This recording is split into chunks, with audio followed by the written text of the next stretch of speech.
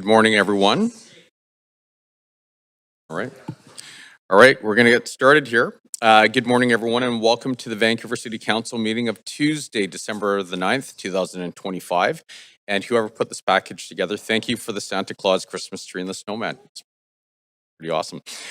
This meeting is being held in person and by electronic means. Council members and the public may participate by either method. Any members joining electronically are reminded to enable video to confirm quorum.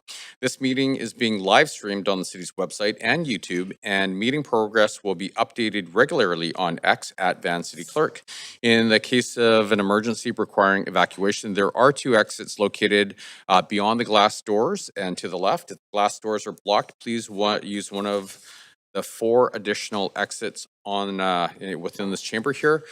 Please don't use the elevator, use the stairs instead. And if you require assistance, remain where you are, and one of our incredible security team members will guide you to a safe location. Defibrillator is available at the end of this hallway, just outside of this chamber, if you feel you need it. We would like to acknowledge that we are hosting today's council meeting on the unceded territories of the Musqueam, Squamish, and Tsleil-Waututh people, and we want to thank them for their generosity and hospitality and the love and care they show this land that we get to live, work, and play on. I also want to recognize the incredible contributions of all of our team members at the City of Vancouver who work incredibly hard with purpose and passion every single day to make this city an incredible place. So with that, can we please have a roll call? Mayor Sim in the chair, Councillor Kirby-Young. Councillor Dominato. Present. Councillor Bly has a leave of absence all day for civic business. Councillor Fry. Councillor Montague. Present. Councillor Klassen. Councillor Meisner. Councillor Zhou. Councillor Orr. And Councillor Maloney. You have quorum, Mayor Sim. Thank you. So the plan for today, we're going to break at noon for lunch, followed by the in-camera meeting. We're going to return at 3:15 to continue to deal with the remainder of the agenda. We will adjourn or recess by 5 p.m. as we have a public hearing at 6 p.m. If we recess, the reconvene date is Thursday, December the 11th, 2025 at 3 p.m. In camera, council is required to meet in camera later this week. The reasons and authority under the Vancouver Charter are listed in the agenda. Would someone like to move a motion to go in camera? Great, thank you, Councillor Klassen, seconder. Councillor Meisner, all those in favor say yay. All those opposed say nay. Great, the motion carries unanimously. Minutes. Minutes 1 are from the business license hearing on November the 18th, 2025. Are there any corrections to the minutes? Would someone like to move adoption? Great, I think that was Councillor Klassen, seconded by Councillor Joe. Thank you. All those in favor say yay. All those opposed say nay. Great, the motion carries unanimously. Minutes 2 are from the Mayor's Budget Task Force Implementation Oversight Committee meeting on November the 18th, 2025. Are there any corrections? Would someone like to move? Great, thank you, Councillor Meisner, seconded by Councillor Kirby-Young. All those in favor say yay. All those opposed say nay. Great, the motion carries unanimously. Minutes 3 are from the council meeting on November the 25th, 2025. Are there any corrections? Would someone like to move? Great, Councillor Kirby-Young, seconded by Councillor Klassen. All those in favor say yay. All those opposed say nay. Great, the motion carries unanimously. Minutes 4 are from the public hearing on November the 27th, 2025. Are there any corrections? Would someone like to move? Councillor Meisner, thank you. Seconded by Councillor Dominato. All those in favor say yay. All those opposed say nay. Great, the motion carries unanimously. Council will now consider matters adopted on consent. We have communication 1, reports 3 and 5, 6, 7, 8, 9, and referral reports 1 through 9 on the consent agenda for council's consideration. Report 1 was withdrawn by staff, and we will hold reports 2, 4, and 10 to hear from speakers.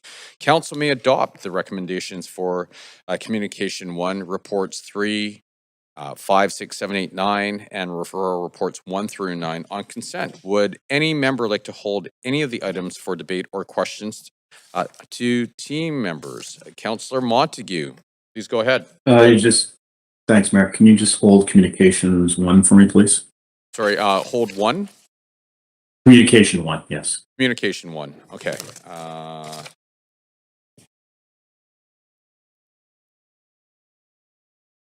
Councillor Fry? Yeah, hoping to pull 3 and 10. So reports 3 and 10. Yeah, and then Mayor, I'm wondering, the item number 1 that was withdrawn has generated a fair amount of public interest, and can you give some color as to why this was withdrawn? I understand typically the agenda is set by the city manager in your office, or do we know is it coming back? Like, you can ask that question through me to. What? Sure, I mean, the manager. city, Sure. Or deputy city manager, sorry. Thank you. Good morning. Sandra Singh, Deputy City Manager. Yes, staff requested that we withdraw that report so we could review other options for supporting advisory councils within consideration of the significant volume and of workload coming over the next quarters and our staff capacity to support all of that work. So we're just going back to revisit the record. okay, all right, Very much. thank you. Thank you. Councillor Kirby-Young. I was on the list to hold 10, but I believe 10 doesn't need to be held because it's a reconsideration anyway. Is that correct? So it's automatic. It's not on consent. Just to clarify.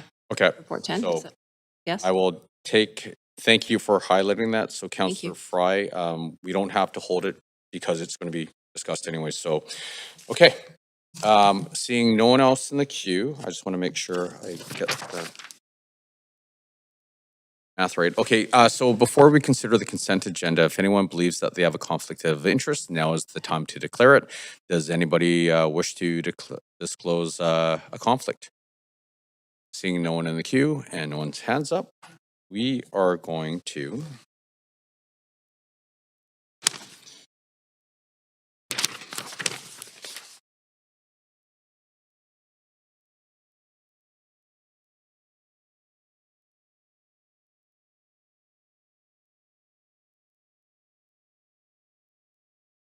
waiting for once.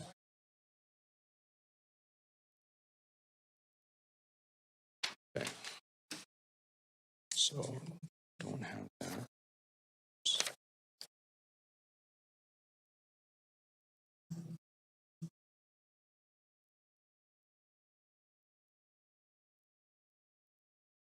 So referral. Okay. So hopefully I have this right here. So we have reports 5 through 9 and referral reports 1 through 9 for the consent approval. Would someone like to move adoption of, is that correct? Sorry, clerk, are we good? So I'm going to repeat that. So we have reports 5 through 9. So we held 3 by Councillor Fry and all of the referral reports for consent because we held the communication as well. Is that correct, clerk? Perfect. Thank you. Just want to make sure we have that right. Would someone like to move adoption of the recommendations before council contained in the communication and report or in the reports? So Councillor Dominato, seconded by Councillor Klassen. All those in favor say yay. All those opposed say nay. Great. The motion carries unanimously. So the following have been approved on consent. Report number 5, Annual Financial Authorities 2026. Report number 6, New Below Market Lease and Grant to Vera Housing Cooperative Association. Report number 7, New Below Market Lease and Grant to Access Housing Cooperative Association. Report number 8, Lease and Operating Agreement with Success for the Social Housing at 167 East 36th Avenue. And report number 9, Below Market Lease Extension to Veterans Memorial Housing Society for 310 and 320 Alexander Street. And the following referral reports. Number 1, demolition permitting optimization. Number 2, miscellaneous amendments, zoning and development bylaw and various other bylaws and land use documents. Number 3, miscellaneous amendments concerning various CD-1 bylaws. Number 4, rezoning 5238 through 5262 Granville Street and 1495 West 37th Avenue. Number 5, CD-1 rezoning 1167 through 1193 Granville Street. Number 6, CD-1 rezoning 320 through 360 West 2nd Avenue. Referral report number 7, CD-1 rezoning 900 through 990 West 12th Avenue. Number 8, CD-1 409 text amendment 1109 through 1139 West Pender Street and 1122 through 1152 West Hastings Street, formerly 1128 West Hastings Street. And referral report number 9, CD-1 730 amendment 6428 through 6438 Canby Street and 480 through 488 West 48th Avenue, formerly 478 through 496 West 48th Avenue. So, unfinished business. We have 2 items of unfinished business on the agenda today. Number 1, Vancouver Social Housing Initiative. At the public hearing on November the 27th, 2025, Council heard the staff presentation, asked questions of staff, heard from public speakers, closed the speakers list, and receipt of public comments, and heard closing comments from staff on this item. Council subsequently referred debate and decision to the council meeting on December the 9th, 2025 as unfinished business, confirming all council members were present at the public hearing and are eligible to vote on this item. Council will now make its decision on this application. Do we have a mover for the recommendations? Councillor Klassen, thank you very much. Do we have a seconder? Councillor Joe, thank you very much. Council members, is there any discussion? Councillor Kirby-Young. Yeah, thanks, Mayor. I'd like to begin by proposing an amendment, if you'd like to move us to an amendment queue. Absolutely. So, okay, Councillor Kirby-Young, please go ahead. Yeah, great. Thanks very much. So sort of before, I'm going to focus on the amendments specifically with this introduction and these comments before sort of council gets to the broader discussion on the report and its substance. What stood out for me in looking at the presentation from staff was this notion, I think I said, commented during the public hearing that it felt like we were boiling the ocean to get 10 desalinated glasses of water. And we were talking about a volume of approximately 10 projects per year, which was identified by staff, 10 incredibly important projects, 10 projects to provide valuable and badly needed housing. But it struck me that what was not being really addressed in the report or in terms of the approach and how it was taken was really the fact that the city has control of our own processes and our own timelines. And I know that this amendment, which is proposing, and I'll just speak to the substance of it, says, therefore be it resolved that council directs staff to report back by the end of March 2026 with proposed improvements to the social housing or rental 10-year program, otherwise known as SHORT, to reduce the current end-to-end approval timeline for eligible projects to achieve maximum possible time reductions in order to ensure projects are shovel-ready for senior government funding and help meet city, provincial, and federal housing targets and commitments, and further, that the Housing Accelerator Fund and the Empty Homes Tax be identified and, where eligible, allocated as funding sources to support this work. And the spirit behind this amendment is really that it is incumbent on us when we have identified housing targets, and particularly housing of most need in the city of Vancouver, to be as effective and efficient with our processes. I know that sometimes there is a push and the planning department has a lot to deliver. This is particularly important. The SHORT program has been shown to be successful. We have received significant, or achieved, I should say, significant reductions in the amount of timing. I think that we can do more. I'm not specifying the level of reduction, but what I am doing is providing a goal that council is setting very clearly for this work, that it needs to be quicker, and identifying opportunities for resourcing the work. We heard that was important as well from staff in order to support it. And so I think this was a really missing piece of this report for me. Again, that the city of Vancouver, the problem that was identified was lamenting the timeline of the rezoning process. And yeah, there wasn't any conversation about how we could get out of the way, so to speak, and make that as quick as possible, other than simply a blanket elimination. So this is the amendment that I am proposing for council's consideration. Thanks.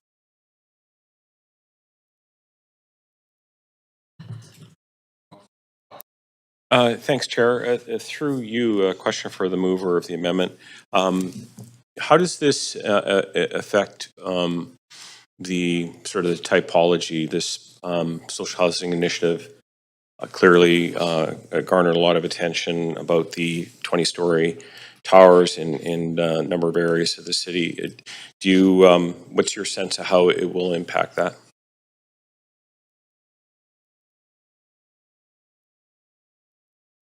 Thanks, Councillor Klassen. I think, I sort of said when I introduced the amendment, I'm not speaking to the substance of the report at this point because I know Council is going to have a fulsome discussion on it. I'm speaking to the fact that these are things that we can and should control. I'm not convinced broadly of the fact that it is logical and common sense to rezone several thousand parcels in the city of Vancouver to achieve getting 10 projects through annually more quickly. So we can have that discussion subsequently.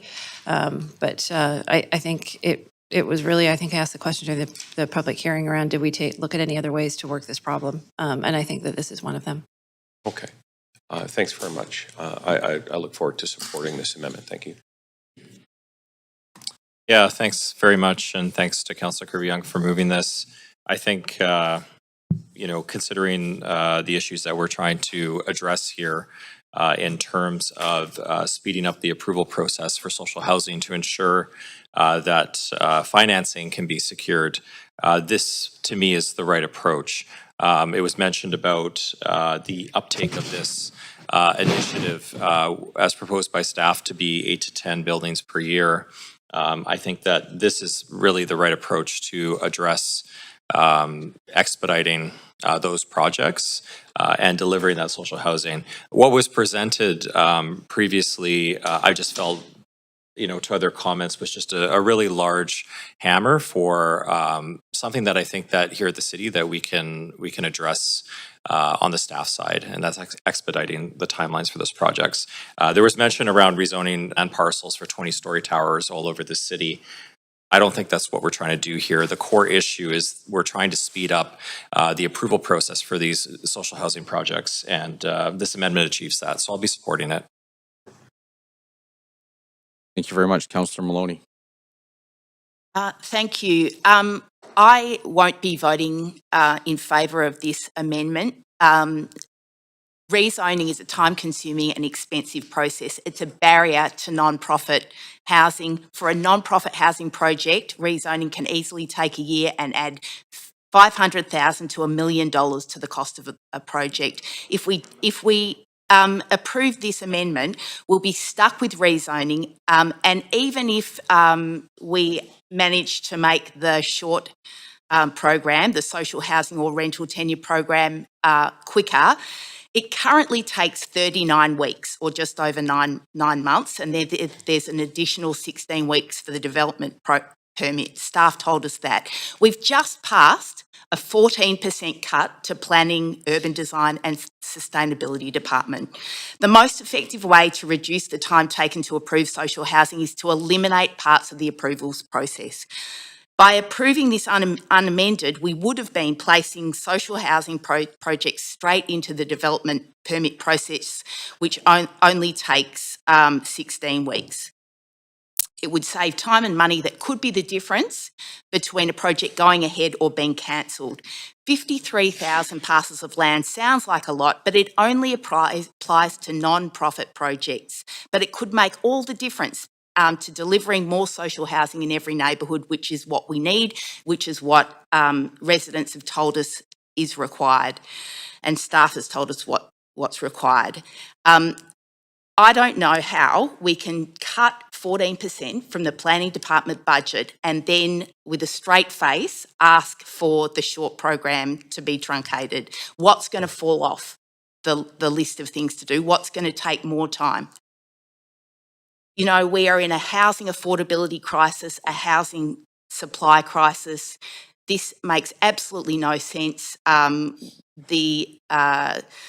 The unamended program is exactly what we need to help stop people from teetering into homelessness and make some inroads to reducing the increase in homelessness that we're seeing every single year. We have the option to do something tangible to improve housing affordability, not make a decision that makes it harder for people to live and raise their family in Vancouver. We've just pre-zoned the Broadway plan area, the Canby corridor area. This is not something new or different. The only difference I can see is that this is about social housing and that is about market housing. It's outrageous. I don't support this amendment at all. Thank you. Thank you very much. Councillor Fry. Yeah, I do share some of Councillor Maloney's concerns, but I'm also very concerned with the further that, which seeks to reallocate funds from the Housing Accelerator Fund and the empty homes tax. And we've seen deleterious effects where funds are last minute reallocated. We saw that with last year's budget where we saw $1 million worth of defunding from the arts and culture grants to support street cleaning as a last minute amendment. So I'm curious if I could, through you, ask staff what that could look like if we're reallocating funds from the Housing Accelerator and from the, and very specifically the empty homes tax. What is that currently funding? And what are we at risk of defunding through this? Thank you, Councillor, through the Mayor. Dan Garrison, Housing Policy and Regulation. Specifically, the empty homes tax funds multiple things. The first thing it funds is the administration of the tax itself, and that would be held as constant. That's not, that's, unless council gave us specific direction, we wouldn't change that. Secondly, we fund capital grants, like the CHIP grant program is primarily funded through the empty homes tax. And third, there is some funding to staff specifically that work on housing initiatives, which is the legislative requirement of empty homes tax funding. And do we use some of the empty homes tax for, don't we use it for things like SRO upgrades and addressing homelessness? And We do. We have purchased SRO hotels through the empty homes tax funding, yes. Okay, thanks, Dan. I appreciate that. With that, I can't support this sort of last minute reallocation of funding that could have deleterious and significant effects on the intention of the empty homes tax as it was initially prescribed and as we collect it today. So Thank you very much. Councillor Kirby-Young. Yeah, thanks, Mayor. Just wanted to speak to some of the comments that I heard. I think that last term it was Councillor Swanson who actually proposed a motion that tapped into using the empty homes tax that this council approved, I believe, including Councillor Fry, for a process related to sort of similar initiatives. So there is precedent on that, and I think it does serve the intention, which is to save funding and to get the projects through faster, which saves money for the nonprofits, which is very equivalent in terms of supporting them with a grant. And also to the comment that the Broadway plan is entirely market housing. That is not also correct. I believe it has a target for 12% social housing and 7% below market rentals. We see a lot of BMR. Below market coming into that, along with strong TRPP. So I just wanted to address those comments to sort of allay any concerns from councillors or to ensure that we're having a fact-based discussion on this. Thank you. Thank you very much. Seeing no one else in the queue, we're going to bring it to a vote. The amendment, sorry.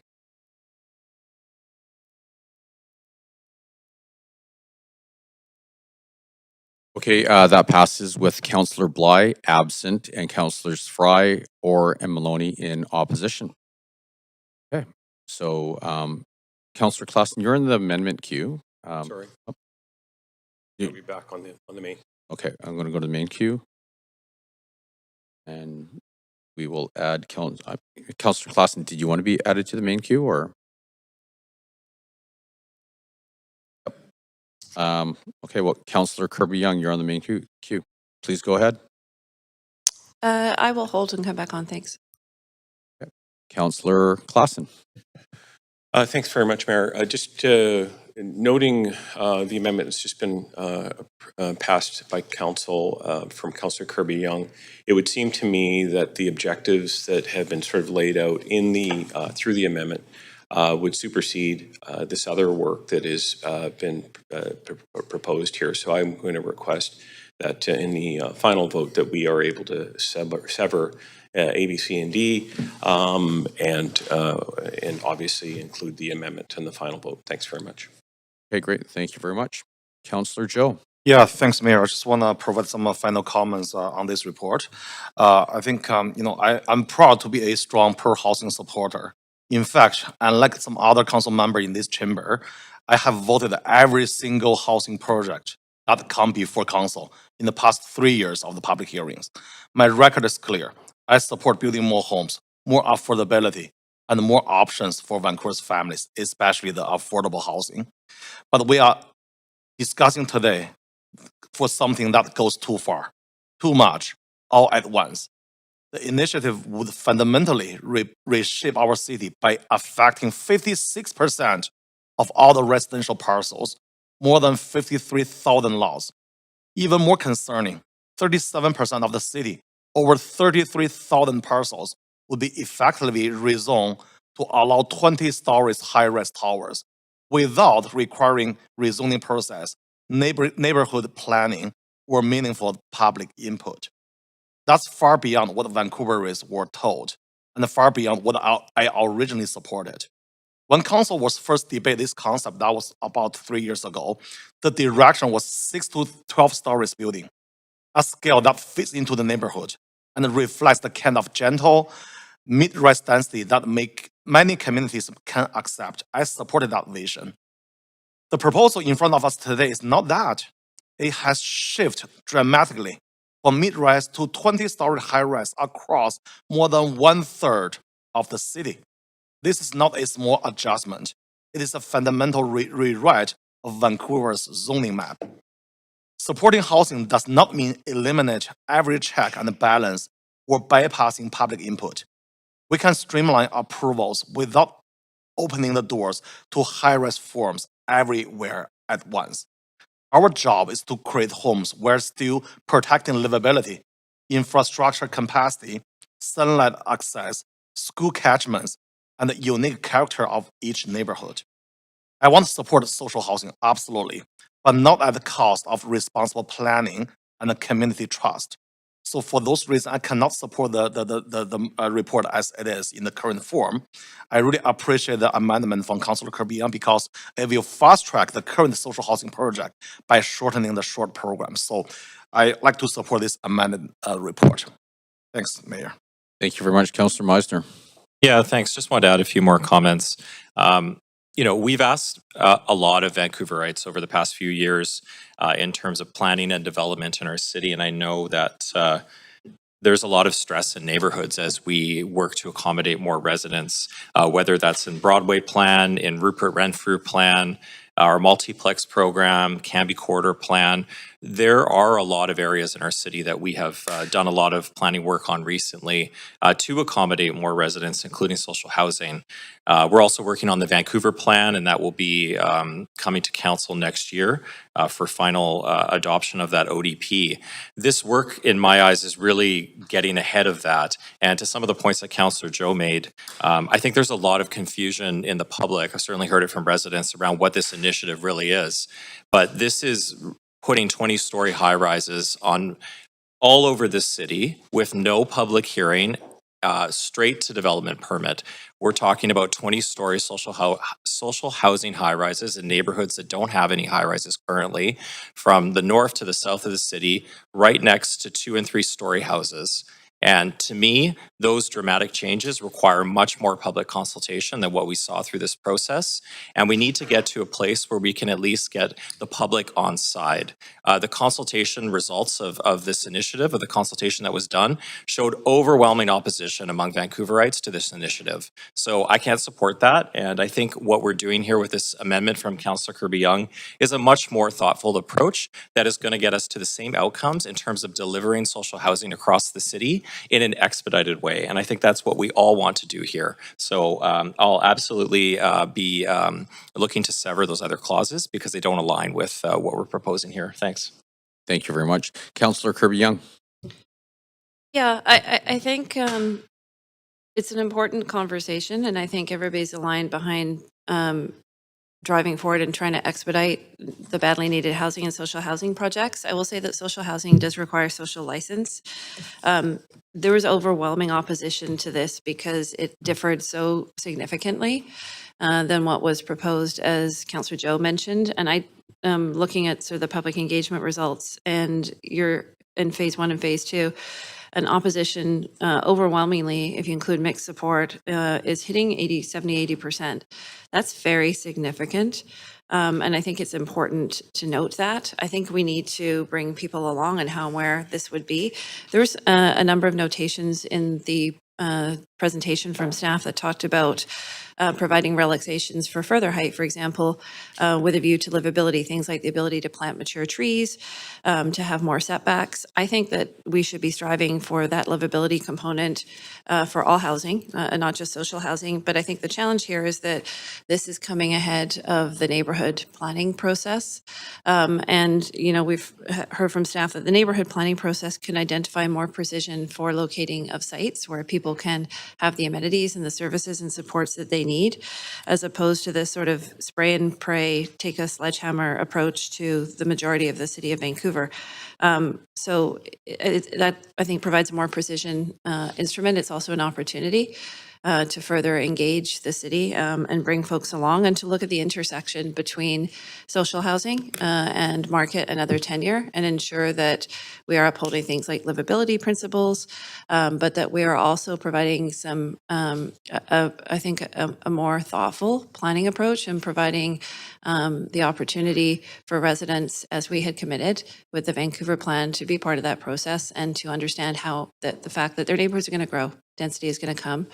There will be higher buildings, but to understand how and where that density will happen. We have asked a lot of our residents. We've effectively eliminated single-family zoning. We now have multiplex in all areas throughout the city. We, unlike Burnaby, who's having a public hearing today, to pull back on that and take 4 stories down potentially to 3 or 2, or take off, I think, what are great features like rooftop patios. Vancouver's staying the course on that. We have the Broadway plan. And again, we have this neighborhood planning process. So I think we see in a lot of the issues that are playing out right now, for example, with the province, that if we don't engage people and respond to concerns, we lose the ability to get where we all want to go, which is to build healthy, connected, and integrated communities that have a mix of social housing, of rental housing, of ownership, of people from different walks of life and different backgrounds. And so I think that's the goal. I don't think that this is the way to get there, and that was the spirit behind my amendment. And I do think that the sources of funding are entirely appropriate, because it is designed to further this type of work. Thank you. Thank you very much. Councillor Maloney. Thanks. May I ask a question of staff through the chair? Apologies. You sure can. Thank you. I would just like you to remind us, what was the reason for increasing the height of the buildings that are permitted under this original proposal unamended? Yeah, thank you for the question. Dan Garrison, Housing Policy and Regulation. So the original motion was looking at 12 stories, and then there's direction to staff to align with the Vancouver plan. The Vancouver plan speaks to 12 stories in neighborhood centers, and then speaks to flexibility around things like social housing. So we would normally, for things like social housing, and we also have looked at mass timber, we would look at sort of the 12 to 15 story range around there. So that's where we went out with, was around the 15 story range. Through conversations and dialogue with the nonprofit sector, through financial analysis, we found that higher heights were more cost-effective to deliver. Nonprofits generally want to build either a 6-story wood frame building, or if you're going to flip to concrete, you're looking at going up to sort of the 18-story range to start to achieve the sort of economies of scale to be worth the flip to concrete construction, which is more costly. So that's generally the process we went through, and why staff recommended the higher heights. So through the chair again, is it the case that without allowing for higher buildings, that some projects might not pencil in the current economic circumstances? I mean, yes, nonprofit projects struggle to pencil anyway. Like, that is part of the dynamic with development of nonprofit housing because of the subsidized rents. So that is a factor. I think what we would see is, if you can't get heights that are sort of significant in terms of the tower heights for nonprofit housing, you would probably just see projects reverting back to the 6-story height, because that's the thing that is the most sort of cost effective if you can't go higher. So less social housing for Vancouver? Well, yeah, I mean, I think, I mean, generally speaking, a 6-story building doesn't deliver as much as an 18-story building. So, yeah.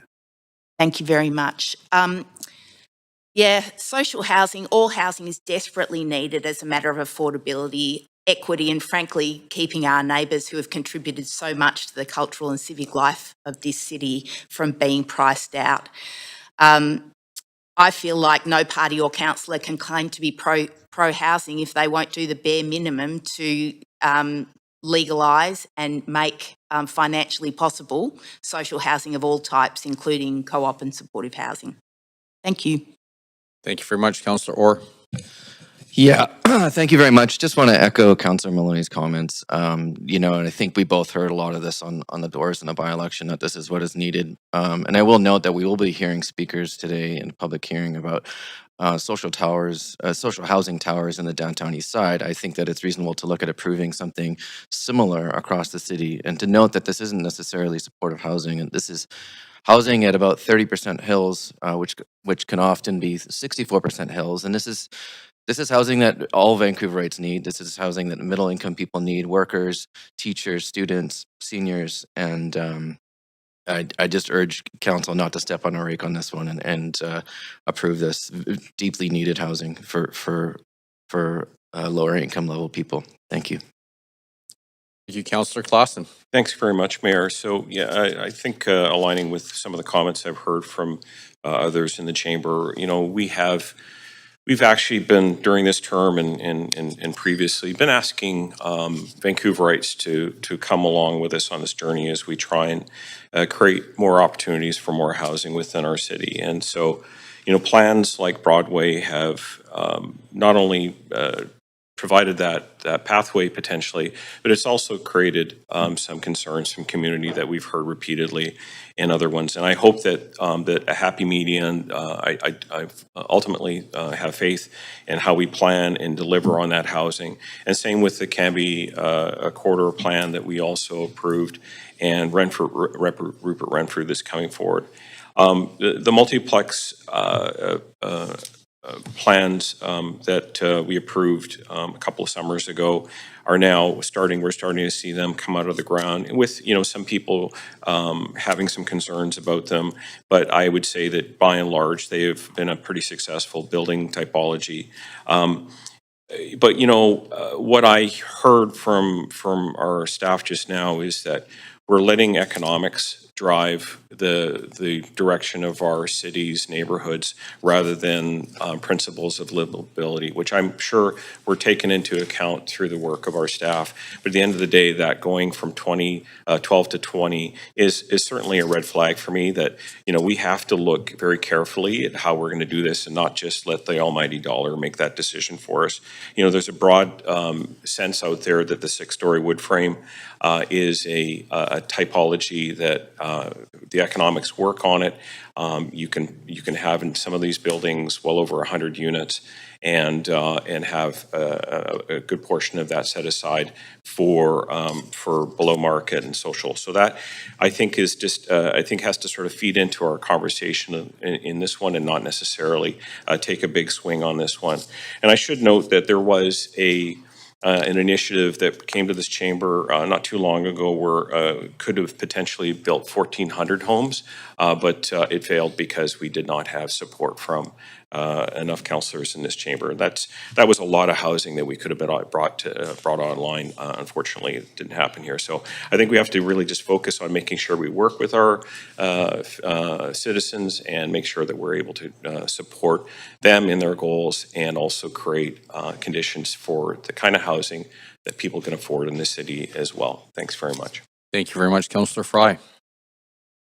I mean, there's a lot to unpack here. I think, first and foremost, I've always been clear that I've never been terribly happy with the definition of social housing as we define it here in these chambers and in the city, because it doesn't address the real needs of affordability broadly for median income earners and below in this city. That being said, I recognize that it is how we define it, and even in this report, I think it could have delivered a little bit more detail around the granularity of where, I know it's been characterized as 20 stories everywhere, which isn't really the case. It enables 20 stories anywhere in various, but it's not going to result in huge numbers of social housing 20-story towers, because that's simply not the economics of that particular market. So I think that we do have an obligation, and I know Councillor Claassen mentioned the proposal to build for-profit housing on city land, and and use those dividends to support council priorities, whatever those may be. I think that fundamentally, this work, as proposed and unamended, is about opening up opportunities for achieving affordable housing, even though it's only 30% or at a minimum of 30%. It is the closest thing that we're going to get to be able to achieve housing that is affordable to median income earners in this city. And I think it's been given a thoughtful approach. It would have been nice to see some, like more sort of tangible limitations on things like how many towers per block and that kind of thing to really assuage some of the public concerns around what we're anticipating. But I think that by and large, as proposed, this isn't nearly as onerous and dangerous to the fabric of the city. I did write down, and I want to highlight Councillor Klassen's comment, though, about letting economics drive neighborhood planning, because I do agree that that is a fundamental concern. But I would say that in this case, this isn't about being driven necessarily by economics as much as it is being driven by actual need for folks who live and work in our city. Thank you very much. Councillor Maloney. Thanks. Yeah, I was also a little bit surprised by Councillor Klassen's comment that we're letting economics drive our decision-making instead of livability, because economics is exactly what drives residents out of Vancouver or into homelessness. It keeps young families in basements, seniors in housing precarity, workers locked out of the communities that they serve, and stops businesses from having workers available with low-paid jobs. We don't get to wish the housing crisis away while blocking the very tools that would relieve it. This is accelerating the crisis of inadequate supply and affordability. So I really think it's very surprising to be saying that economics doesn't drive decision-making regarding housing and affect every aspect of our lives in Vancouver. Thank you. Thank you very much. Seeing no one else in queue, we're going to bring this to a vote. And clerk, it was expressed earlier that we should be severing A, B, C, and D. So we will vote on each one individually. Chair, just make sure, is the amended, is E? Or- Amendment is E, and so that has already been approved. So will that make sense? Great. So we're going to vote on A first. Councillors, if you can please go to the voting panel.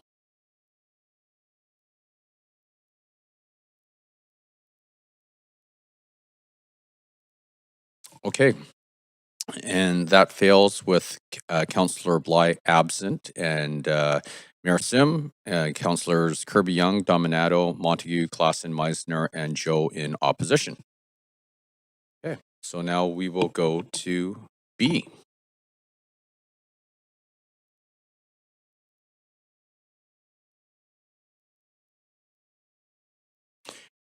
And once again, that fails with Councillor Bly absent and Mayor Sim and Councillors Kirby-Young, Dominato, Montague, Klassen, Meisner, and Joe in opposition. We will go to C, please.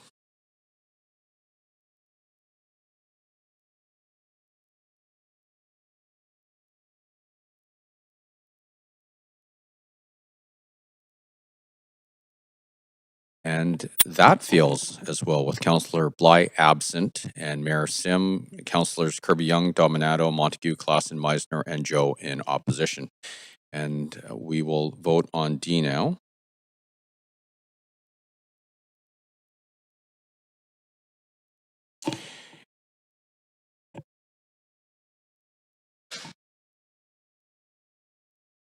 And once again, that fails as well with Councillor Bly absent and Mayor Sim and Councillors Kirby-Young, Dominato, Montague, Klassen, Meisner, and Joe in opposition. So, Clerk, just a question on process. So we don't have to vote on everything now, do we? Like it's all done? Did we already vote on any though? Like through the amendment? So then we have to, as the minimum. Okay, so that answers my question. Thank you very much. So now we're going to vote on the on E. Where are we here? Okay.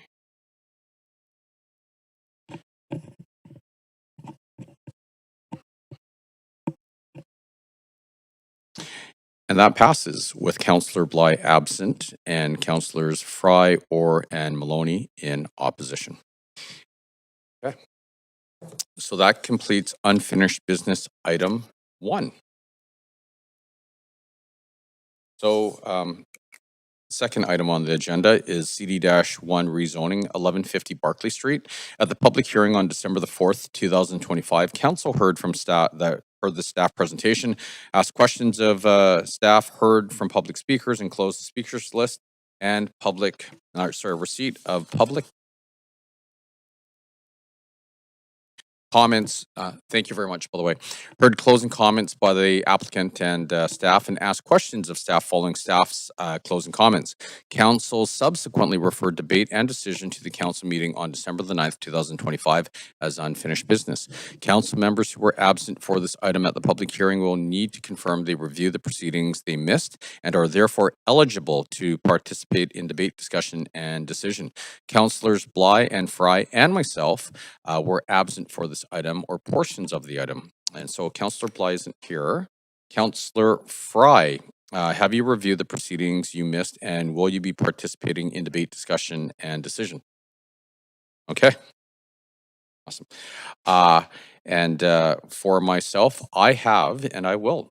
So council will now make its decision on the application. Do we have a mover for the recommendations? Sorry, Councillor Kirby-Young. Sorry, I didn't hear you. Thank you very much. Seconded by Councillor Klassen. Council members, is there any discussion? Councillor Meisner, please go ahead. Yeah, thanks very much. I am just about to send in an amendment. Just one moment here. But I want to thank everyone who came. Sorry, Councillor, one sec. Can we please move Councillor Meisner to the amendment queue? And do you have a seconder? Great, that's Councillor Kirby-Young seconded. Sorry to interrupt, Councillor, please go ahead. No worries. I just wanted to thank everyone who came to the public hearing to speak in support of this project. I think this is a modest proposal for change in the West End. This particular property was originally proposed for an 11-story luxury condo tower. And I think we'd all agree that that's not what the West End needs right now. The West End needs more rental housing, particularly newer stock. It's been mentioned several times, or was mentioned several times during the public hearing about many of the buildings in the West End, being 50 years old or older. Some of them are deteriorating. They're not seismically up to code. They're not up to fire code. They don't have sprinklers, for example. And the building owners are not really having much incentive or ability to upgrade those buildings, given the large capital costs that they would incur. So I think that this project, as mentioned, is a big improvement over that luxury condo tower that was previously proposed for the site. This is going to be a 20-story rental tower with 20% below market.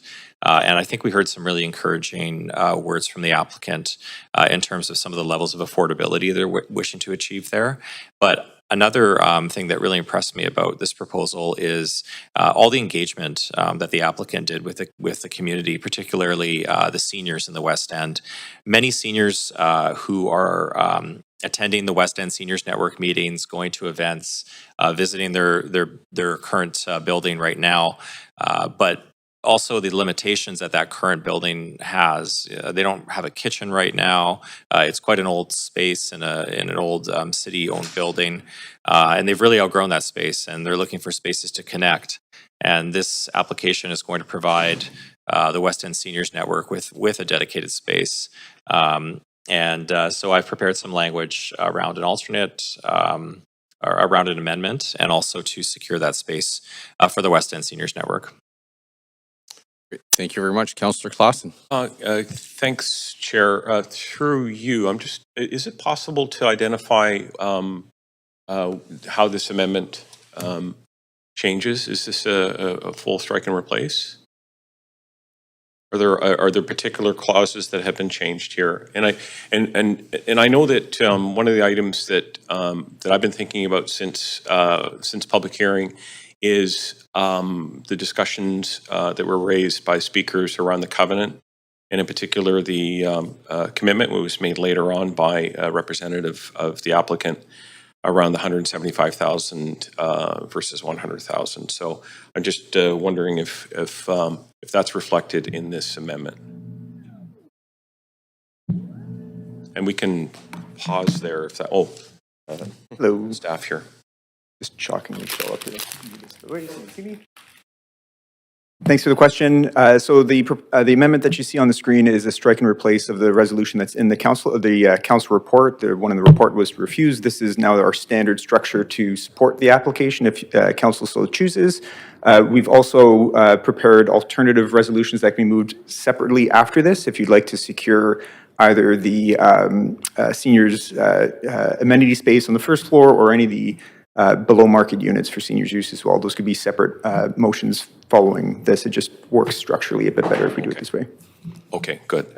With that, then I'm prepared to support this alternative amendment. Thanks. Thank you very much. Councillor Kirby-Young. Yeah, sort of speaking to I just want to just clarify because this might be a bit confusing for the public. So this was unlike a lot of public hearings where it was a non-recommendation. So my understanding now of what we have on the floor is a proposal from council to actually support and move forward with this project.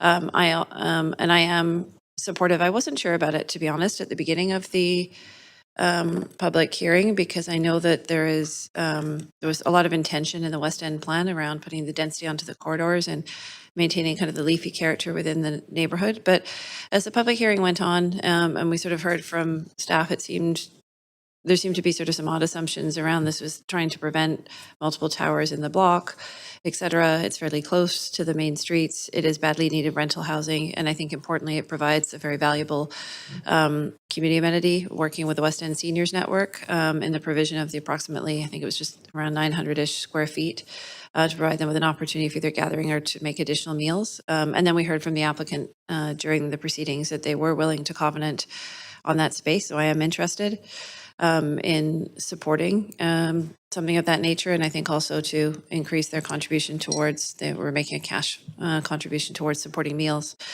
So I think that in principle, looking at the aging population and the need for rental housing, it's a fair one. I think this council will have to grapple moving forward with what we do with respects to the aging stock and preserving some of the affordable rental in the West End. But this isn't a standalone project. It does come with a significant community amenity, and we heard from, I think, some pretty compelling speakers and seniors around that being, for them, an important part of the application and supporting it, in addition to the housing that it will deliver. So I think that, there's the bigger conversation around how the West End moves forward, but I think this project, looking particularly including the community component, has merit. And so I'm looking forward to supporting this proposal for those reasons. Thanks. Thank you very much, Councillor Meisner.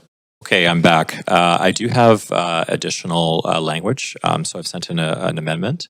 If you can move us to the amendment queue, please. Okay.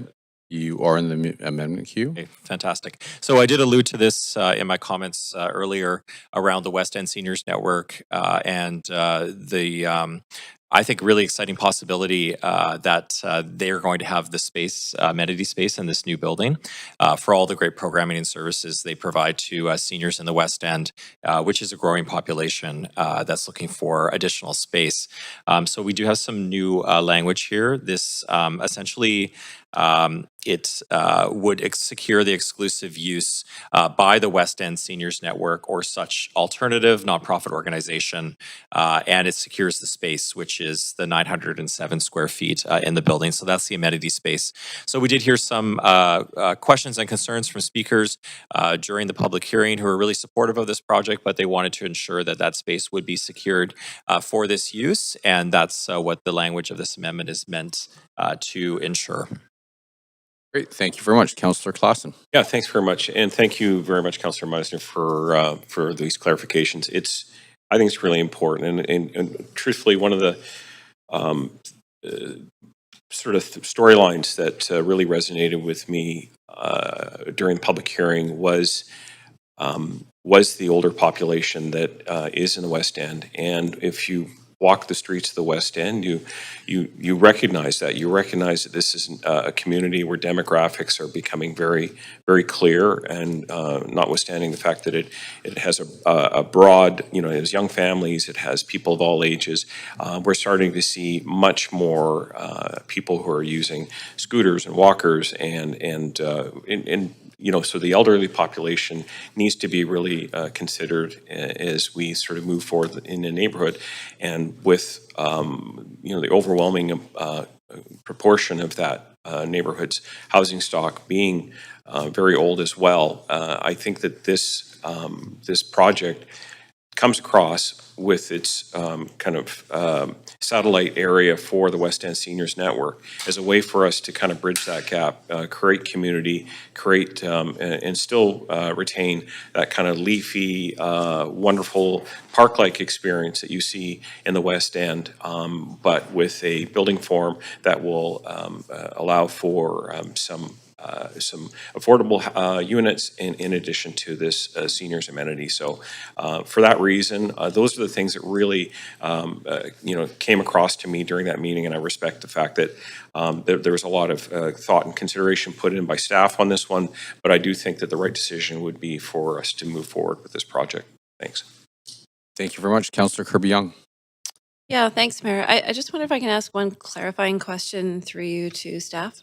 Sure. Please go ahead. Just because I know it was brought up, and there was a gentleman, I can't recall his name right now, but he was in his 80s and I think very well spoken and very eloquent, and he sort of wanted the covenant and asked for more support, and I think the applicant suggested they would move their financial contribution for meals from 100 to 175,000. And my question is, that's not something the city can covenant, that's simply an agreement between the intended nonprofit user of the space and the applicant, is that correct? Thank you for the question. So during the public hearing, we did hear that the applicant had proposed that that was something that they're intending to do. It's not something we've secured. It's not part of a CAC. So at the moment, it's not something we've attempted to secure through any conditions. Okay, just wanted to clarify that. Thanks very much. Thanks. Thank you very much, Councillor Dominato. Thank you, Mayor. And I just wanted to reflect my support for this amendment by Councillor Meisner.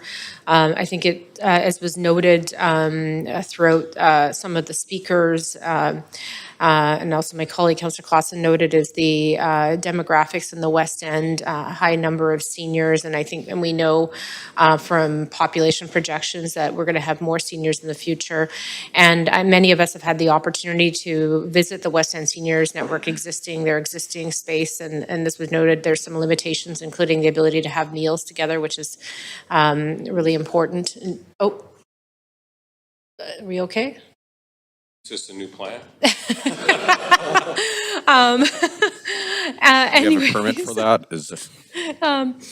Simply to say, I think it is important to have this reflected, this additional condition that it would be for social services use in perpetuity for the future, because I think that was a highlight for many that this would be integrated into this proposal and this development proposal for public benefit and community benefit in the neighborhood. So happy to support it. Thank you, Councillor Meisner, for bringing it forward. Thank you very much. Okay. Seeing no one else in the queue, we will put the amendment to a vote.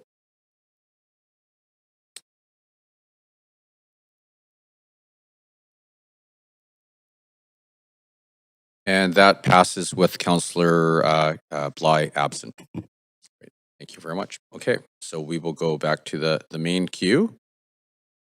And seeing no one else in the main queue, we will put the motion as amended to a vote.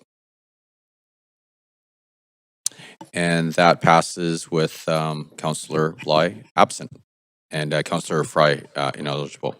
Oh, we didn't call it?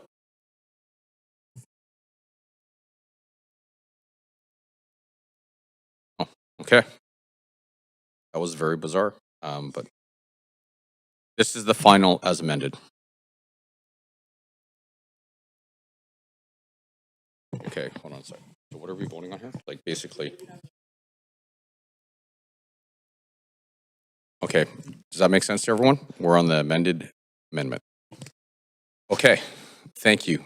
It's clear as mud. Okay, so everyone got that? We're good? Okay. And that passes with Councillor Bly absent and Councillor Fry ineligible. Okay. Now, we are going now to the main motion as amended.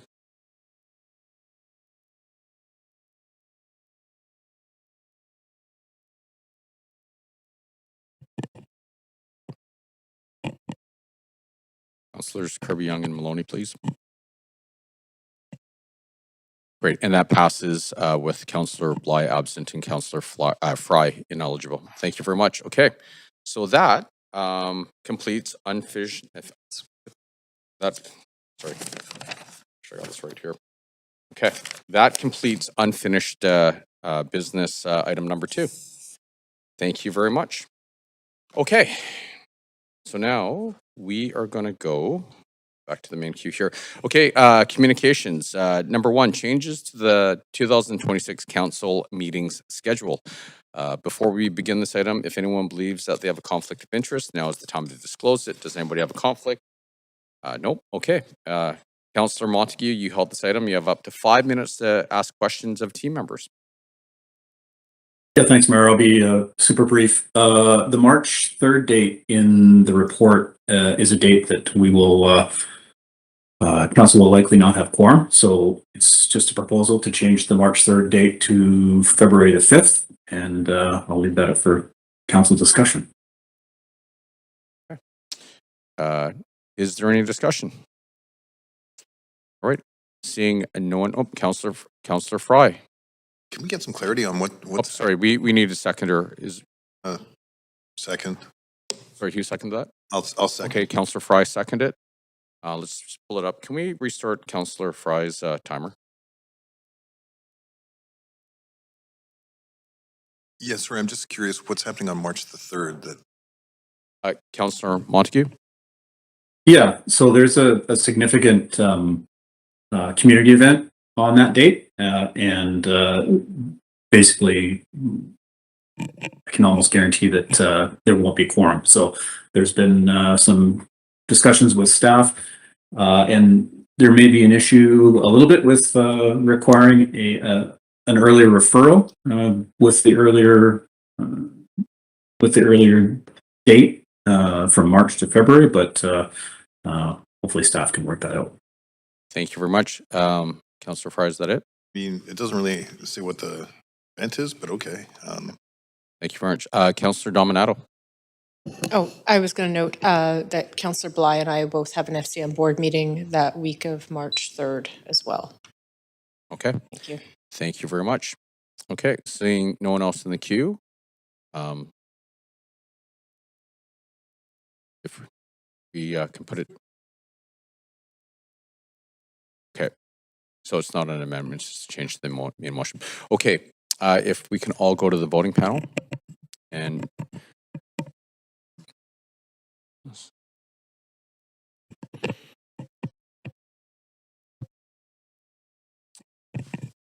Councillor Claassen. Yeah.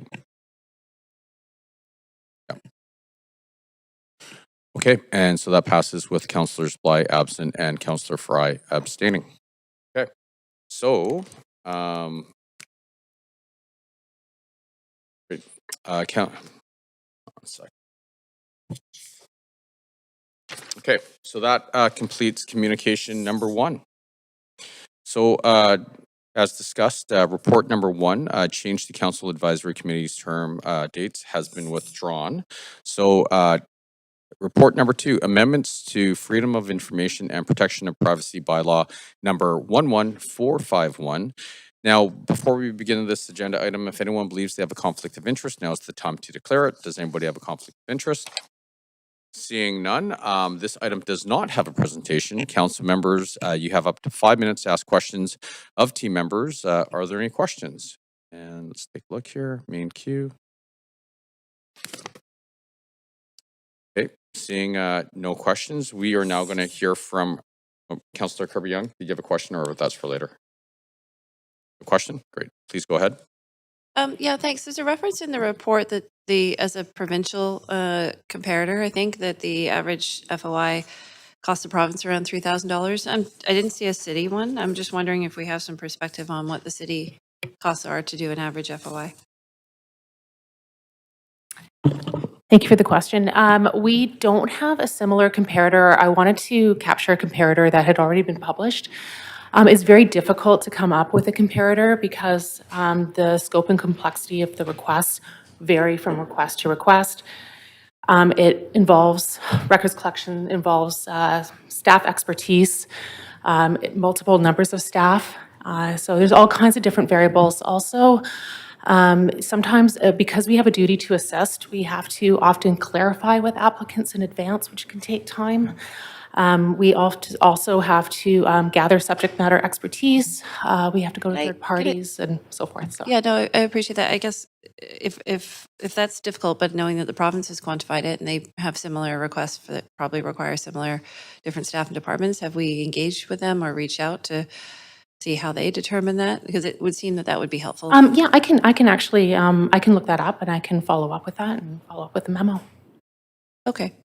And in general, do we provide much kind of early in the process sort of guidance to applicants to help them kind of focus their search on what they're looking for so that they're not unintentionally going very broad if they're looking for something specific, or perhaps maybe they're not familiar with the FOI process that can help Yeah, absolutely. narrow theirs down or save our time? Yeah, exactly. So we have an online we have access online, and it has lots of information around this is what a successful request looks like versus not.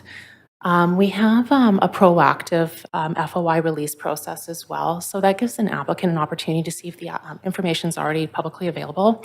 We also have an FOI, or we have a public disclosure catalog as well. So that that assists applicants to see what is already available out there without making an FOI request. But more importantly, we release our FOI, we have a release on a monthly basis. So that gives applicants an idea of what's already out there and what looks like a pretty reasonable request.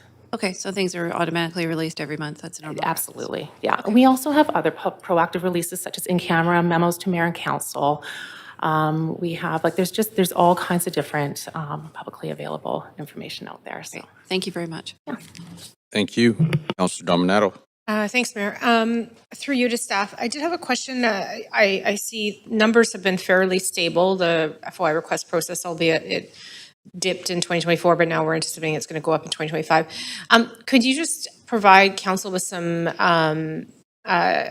sense of those requests? Are the majority of them coming from media, the majority coming from individuals or organizations, and what does that break down? Yeah, we actually have an FOI annual report that provides a breakdown. I don't know what the breakdown looks like for 2025, but it is listed in our report, which is publicly available.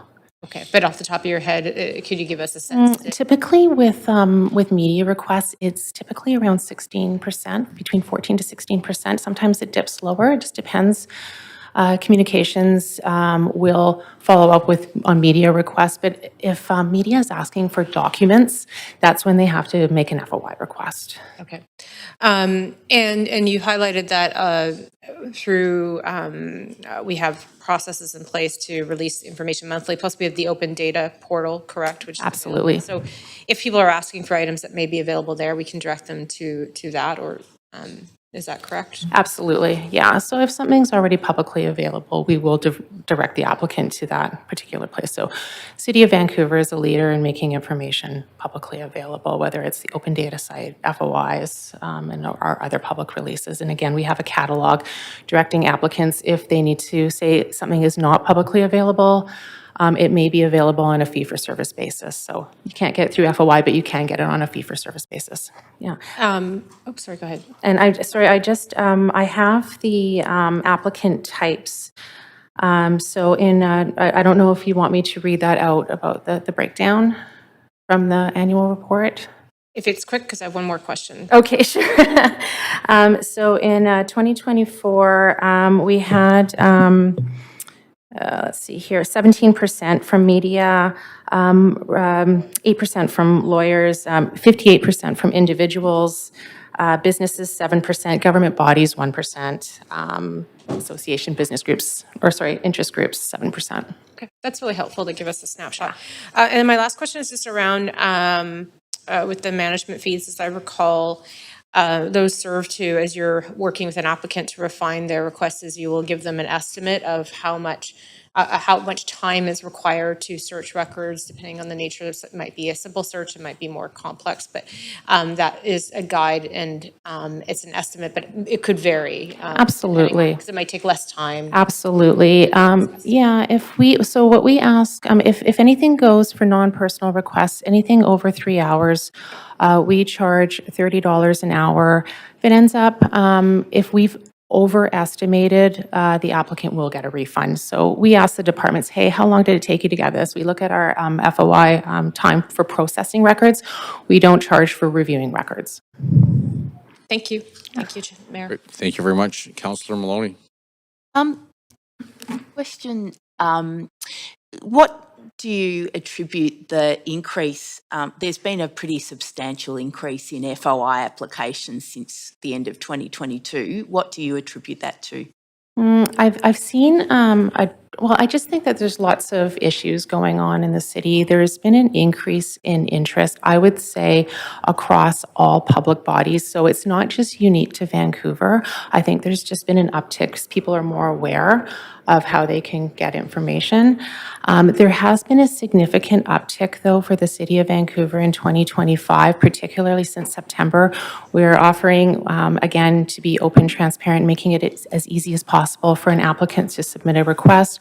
An applicant can submit a request now on ServiceNow, and it has greatly increased the number of requests we've received in the last 3 months. So that's why you're seeing a significant, we're probably going to reach approximately 1,000 requests this year, which is a record breaker for us. And what has been the the increase in FOI fees since the end of 2022? Well, I think we saw a subtle increase because it was post-COVID. So we were consistently increasing up to 2020, and then when COVID occurred, we saw a dip, and then it's been increasing again. Again, it's just lots This of. is the fees. Sorry to interrupt. The fees? Sorry, what have been the number of fees or No, the cost of putting in an FOI request. I don't understand the question. So I'm asking whether there's been an increase in fees, like we're looking at an increase in fees today. It's been okay. So this year we've issued approximately 190 FOI fees. No, how much it costs? Okay, so put in an FOI request. What we're talking about today is increasing the fees. Oh, I'm sorry. The administration fee, I'm so sorry. There is a zero cost. So as of 2021, the FIPA regulation allowed us to charge a $10 fee. It was the city's position at that time to not charge an FOI administration fee of $10. So what does the cost derive from for people putting in a request? It doesn't cost anything to submit a request at the city. There is no administrative fee to date. Anything over 3 hours is $30 per hour. So the first 3 hours are free. Okay. I'm sorry. Thank you. Great. Thank you very much. Councillor Fry. Yeah, I had to bring out the prop. I had to because I was reminded that that the mayor and council, the majority of council, had campaigned on reducing FOI fees by 50%.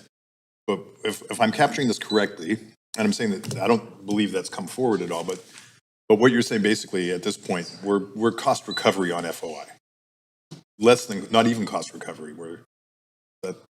I would say that even at $30 per hour is less than cost recovery. Right. So the idea of a 50% reduction in FOI fee, that's not happening anytime soon. I don't recommend it. Okay. No, that's perfectly fine.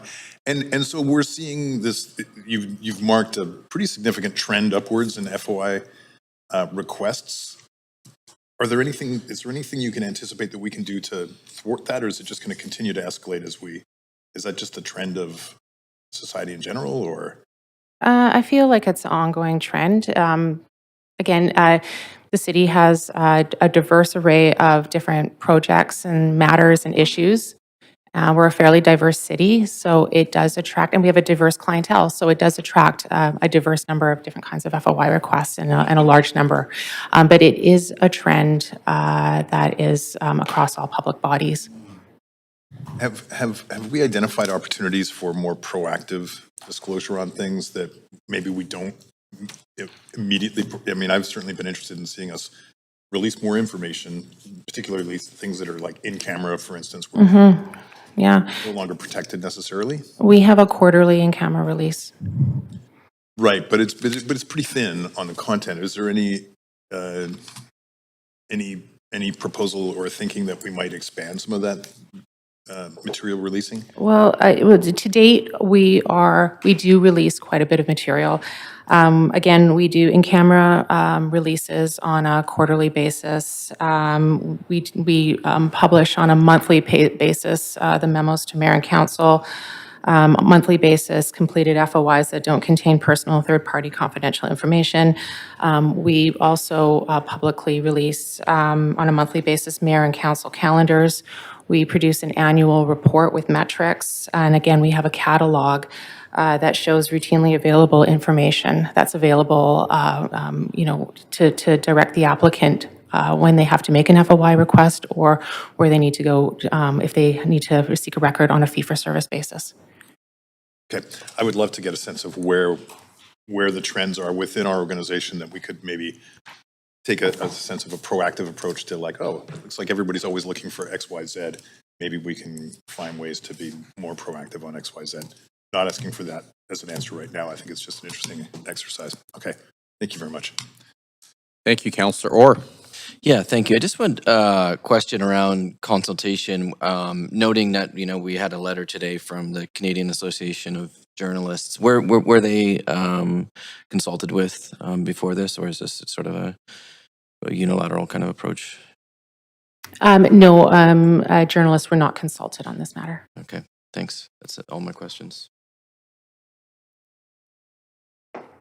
Councillor Meisner. Hi, yeah, thanks, Chair. I just had a quick question through you to staff.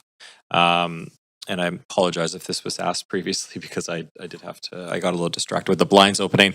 But what is the provincial government charging for FOI applications? $10. Okay, so this would bring us in line with the provincial government? Correct. And many other public bodies as well. Okay.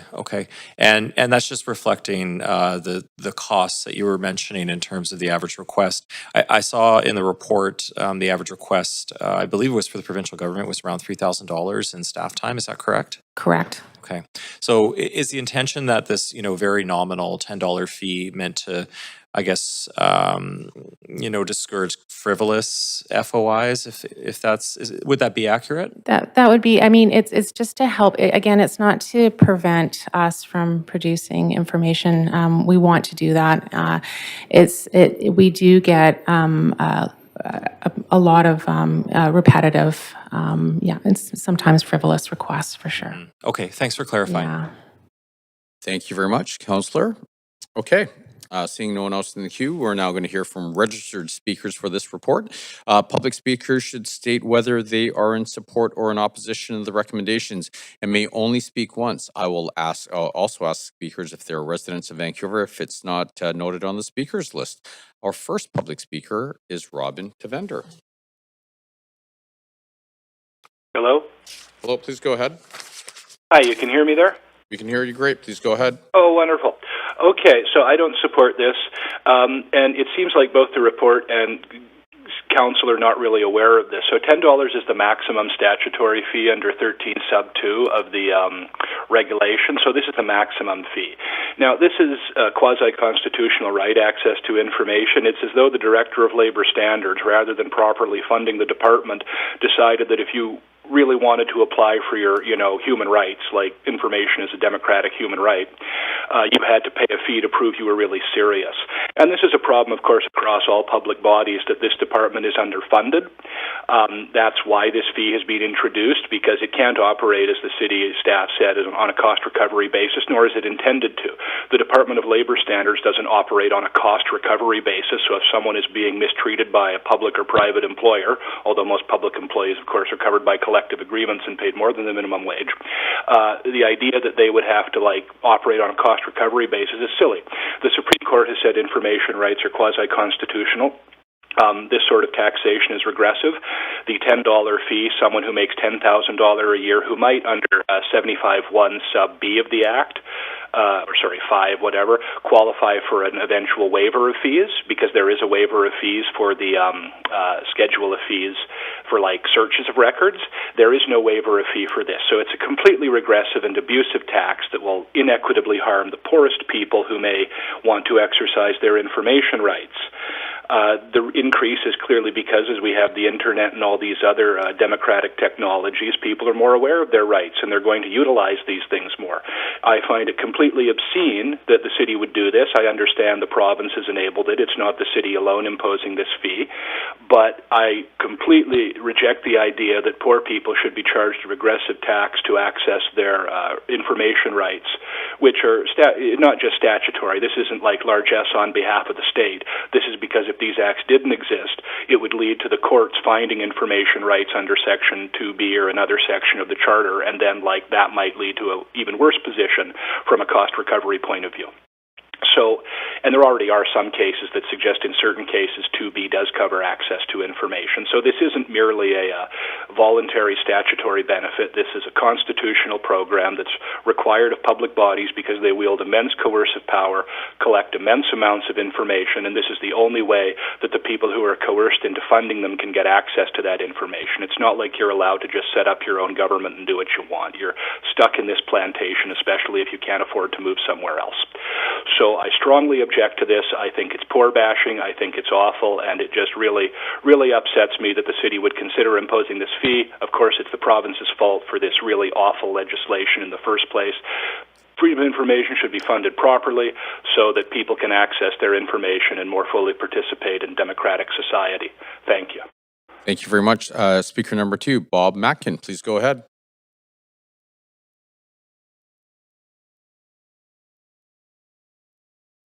Bob on the line? No? Okay, we will move to, is Bob on the line? Oh, he disconnected. Okay. Speaker number 3, Susan Boatwood. Go ahead. Yes, I'm a member of the Protecting Our Vancouver Aquatic Centre, and as a user, I can throw some light on the FOI process. To be quite clear, though, the proposed fees are intended to reduce access.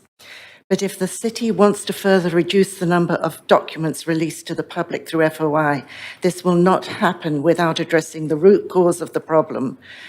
Without that, the increasing number of FOI applications since 2022 will continue, per the table on page 2 of the report, and the root cause of the problem with FOI is the non-adherence to the open meeting principle. The open meeting principle was discussed in 4 reports issued by the Integrity Commissioner, and the key points are the following: that it requires business of local government be open to the public, conducted in an open, transparent way, and not behind closed doors. The Vancouver Charter states that meetings are to be transparent and accessible to the public. Furthermore, the open meeting principle underpins the legitimacy of the municipal democratic process, and so decisions made by council in violation of the principle may be declared void. The crucial correlation between the open meeting principle and the FOI process is captured in the statement by Park Board Commissioner Tom Digby on March 31st. Quote, "I have sent the report of the Integrity Commissioner to the BC Privacy Commissioner to investigate the use of the Signal app, which is an automated app which is designed to automatically destroy documents and conversations that public officials have, so they cannot be tracked under the Freedom of Information Act. And this, I think, is a clear, deliberate breach of the FOI Act. In addition to Signal, other factors include the prevalent use of in-camera meetings and NDA agreements with staff, contractors, and the public. Even the Vancouver Sun was shocked to find out that the increase to the PNE budget had been discussed and approved in secrecy at an in-camera meeting. The fundamental question to determine whether the open government principle is observed is whether municipal elected officials have met and discussed matters in a way that deprive the public of the opportunity to observe a material part of the decision-making process. Open meetings facilitate citizen participation in the policy development and decision-making processes and serve to build public trust in local government. It is the absence of open meetings that apply to the decision-making process of the VAC renewal. The public knew nothing, and when we wanted to challenge the decision to reduce the size of the pool to 50 metres to 25 metres, the information cupboard was absolutely bare. There was no evidence on the city's website of the who, how, what, why and when this decision to completely overturn the scope and budget of the VAC renewal was discussed and decided. I apologize. There was nothing on the city's website, and so... Sorry, Susan. Hi, Susan. Sorry, Susan. Hi, Susan. I'm sorry, you're well over time.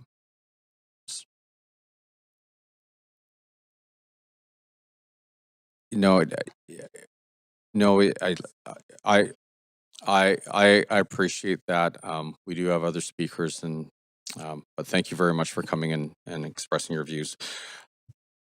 Speaker number 4, John Gerard. Yeah. Hey, thanks. My name is John Gerard from Protecting Our Vancouver Aquatic Centre Society, and I oppose this motion. The city is asking council to charge a $10 application fee for Freedom of Information requests. This might sound modest. It is not. In theory, a $10 fee seems reasonable. In practice, as detailed in our organization's latest documentation, this motion arrives at a precise moment when the city's Freedom of Information Office has become a vessel of obstruction rather than transparency. Let me be direct about our experience. Since August, our organization has submitted 120 FOI requests to the city seeking basic transparency on a $170 million taxpayer-funded project. To date, we have received substantive results for exactly one request, just one. This is not bureaucratic inefficiency. This is systematic obstruction. Consider our flagship request, FOI 2025-519, submitted August 5th, seeking the RFP documents and feasibility study for the architects contracted to design the Vancouver Aquatic Centre. The standard response time under FIPPA is 30 business days. We received a fee estimate of $675. When we requested a public interest exemption, entirely appropriate for a $170 million generational investment, the city agreed to waive the fee. Then on December 1st, exactly one day before the deadline, they canceled the request entirely without our consent, without our legal counsel's consent. The timing is not coincidental. This occurred after nearly 4 months of obstruction. Meanwhile, the motion before council claims the FOI office struggles with excessive, repetitive, piecemeal, and overly broad requests. Our 120 requests are meticulously detailed, focused on specific documents with precise date ranges. They represent the work of an engaged citizenry trying to hold decision makers accountable. The city's own data shows they process approximately 800 FOI requests annually from an entire city of 700,000 people. This is not an unmanageable volume. It is a manageable problem being weaponized into a funding opportunity. Here's what troubles me the most. The city's own motion cites elevated risk for the city, such as not being able to meet legislative deadlines. They're not saying they have met deadlines. They're saying they cannot. Yet rather than fix the FOI office's dysfunction, council is being asked yet again to punish citizens for requesting information that public bodies are legally obligated to provide. FIPPA exists because democracy requires transparency. A $10 fee per request might not sound like much to city staff.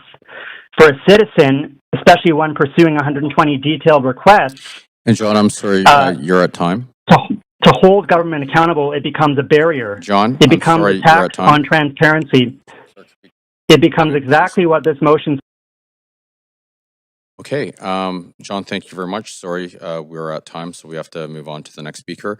Speaker number 5 is Mayeli Alvarez, and I hope I pronounced your name correctly. Yeah, it's fine. Can you hear me? Yep, we can hear you. Please go ahead. Hello, my name is Mayeli Alvarez. I am also one of the directors of Protecting Our Vancouver Aquatic Center Society. Although today I am speaking on behalf of myself to speak out against this proposed barrier to our right in this supposed democratic city. I speak to my fellow Vancouver residents today because it is clear that the City Council has predetermined voting plans that public hearings mean nothing to sway your decisions. Sorry, Instead sorry, can we of pause making that, residents speaker? pay Can for we, your... Mayeli, if you can please refrain from, comments about the character and the intentions of council. Well, you all in approved. particular, if You all you, approved the motion sorry, that was spoken out against sorry, by 600 people. But you're fine. sorry, Continue. Mayeli. So instead of making, can I continue? Sure, I will stop your timer. I just want to be very clear that comments that, insinuate councillors in this chamber have already made predetermined decisions is offside. And if that I happens don't. again, Okay, that's I will. fine. Okay, great. I Thank think you. it's a fact, not an opinion, but continuing Thank anyways. you. Can you And continue my time? we'll fix your timer so you'll still get the allotted 3 minutes. So thank you. Please go ahead. Okay, so that's just another piece of evidence for the inefficiencies in the city. Instead of making residents pay for your incompetence and your inefficiencies, why don't we try having transparency in City Hall? Less backdoor deals would mean less FOI requests from Vancouverites. Sorry, Your once idea again, of fiscal sorry, efficiency is to Mayeli, put I'm a barrier gonna to stop our you again. democratic Sorry, can rights. we please put the, so this is the last warning. When you make insinuations like backroom deals and what have you, that is completely offside once again. And if we get comments like that, that are offside, I will exercise my right to cut you off and move on. Okay, thank you. Please go ahead.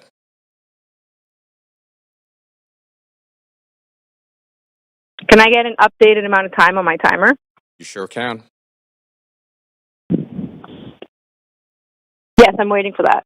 How much time do I have left? I'm going to add 45 seconds to the 3 minutes, so please go ahead. We have submitted, our society alone has submitted this approximate 12% of these estimated 1,000 FOI requests that you are estimating for 2025. That is 12% less FOI requests that you could have received this year if your projects were transparent. All we have been met with is nonstop systematic obstruction when it comes to the FOI requests that we have submitted.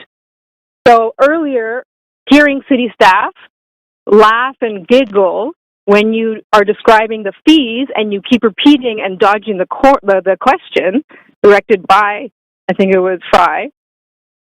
I don't think it's very funny. I don't think it's funny to say it doesn't cost anything when we have been met with massive bills for simple public interest questions. So I don't think that you should be voting for this because I think this is an increase to FOI requests is a direct result of the lack of transparency, and hearing city staff refer to residents as clientele is also pretty disgusting. So I hope you can all just wake up to the corruption and you would have a lot less FOI requests. Okay, I'm going to cut you off there. Transparency. Sorry, can we please mute the speaker? That's the third time our speaker went offside. Backroom deals, incompetent, and corruption, that has no place in this chamber. And so, thank you very much. Councillor Kirby Young. I know. I was going to ask that. Okay, thank you very much. Councillor Dominato. Thanks, we're just confirming we've concluded speakers this time, or is there? I am going to, yes, that's the end of the, oh, sorry, speaker number 2 is back online. Okay, thank you. I'll Sorry, wait to come back on. Thanks. So speaker 2, please, Bob Mackin, please go ahead. Yes, thank you, and my apologies for the technical error. Yes, Bob Mackin, editor of the Breaker.News, not a Vancouver resident, but 2/3 of my audience is in Vancouver. I oppose this motion, and I propose a remedy. Christmas is a season of giving, but today you could take away. Like the Grinch that stole Christmas, is this how the City Council stole transparency? Please don't make me write that headline. Last week, I asked the Information and Privacy Commissioner, Michael Harvey, for his reaction to the staff proposal to charge this $10 tax. This is what he said, quote, "At a time of declining trust in public institutions and the rapid spread of misinformation and disinformation, public bodies need to recognize the fundamental importance of access rights in our democracy and bolster their FOI systems, not erect barriers, financial or otherwise, that may inhibit it. Secrecy breeds disinformation, extremism, waste, and corruption. Transparency breeds trust and confidence. There is an election next October. Voters have the right to know more, not less. Citizens own City Hall. They already paid for the information to be created and held. There is no good reason to put City Hall behind a $10 paywall. Vancouver's 1982 FOI law predates the provincial law by a decade. Councillor Marguerite Ford, elected in 1976, was the mother of FOI in BC. But in a 2015 Vancouver Sun interview, Marguerite Ford expressed disappointment. Quote, "It is very hard to get any information out of City Hall, and I think it is deliberate. They just don't want you to know what is going on. The fact that individual employees can't even talk to the public is appalling." End quote. In January 2022, Vancouver City Council unanimously passed a motion called Supporting Local Journalism and Its Impact on Civic Democracy. Council affirmed that, quote, "A healthy professional news media is essential to the proper functioning of democracy in our city and in municipalities across the country," end quote. The author of that motion, Councillor Kirby Young, who is now Deputy Mayor Kirby Young. So thank you, Deputy Mayor, for that motion, but now is the time for Council to put those words into action. Send this report back to staff. Find out how many people work in the department. What is the budget? Can they do their job differently, more efficiently? The FOI law says in Section 71 that public bodies must increase proactive disclosure. Vancouver has taken some steps, but it needs to take leaps. Most importantly, consult the public and consult FOI user groups. Then come back to Council in the spring with a plan to make Vancouver the most transparent city in Canada.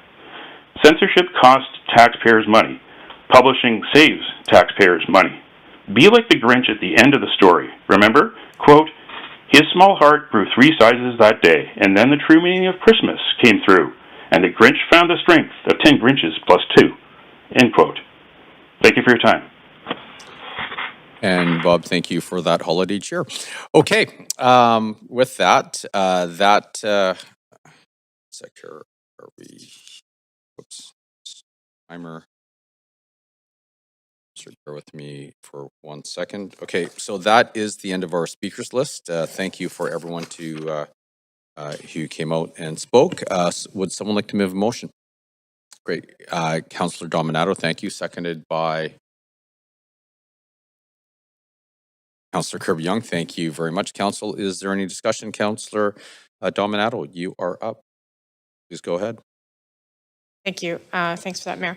Appreciating the questions that have been raised this morning. Appreciate staff for your responses and the speakers who've also, I think some most recently have articulated their experience with this process. And I think there's always some learning that can come from that as our staff are hearing feedback about the process. And I, in a past life, had to handle quite a few FOI requests and reviews and searches. And so I appreciate the work that goes into that. But I am at this time going to move an amendment, and it is a strike and replace report. So can we sort of interrupt you? I'll send that right now to Council. And can we go to the amendment queue, and can we please add Councillor Dominato up here? I'll just add you.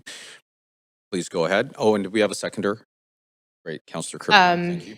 And thank you. I'll just, pull that up for a second. Strike and replace, and just to be clear for Council, is that it's just been separated into Part A A and B, and Part A is the staff recommendations, which includes the a non-refundable $10 application fee. The second Part B is that council approve in principle a 50% reduction in the management fees in Schedule 1, and that be implemented on a trial basis with a report back in November 2026 post civic election to give council some sense of the implications and outcomes of that. And I'm advancing that for council's consideration at this time. Okay. Seeing no one in the queue, do people want, we'll give a moment to digest this. Okay, so. Can we have a 2-minute recess, please? Sure. Thank you.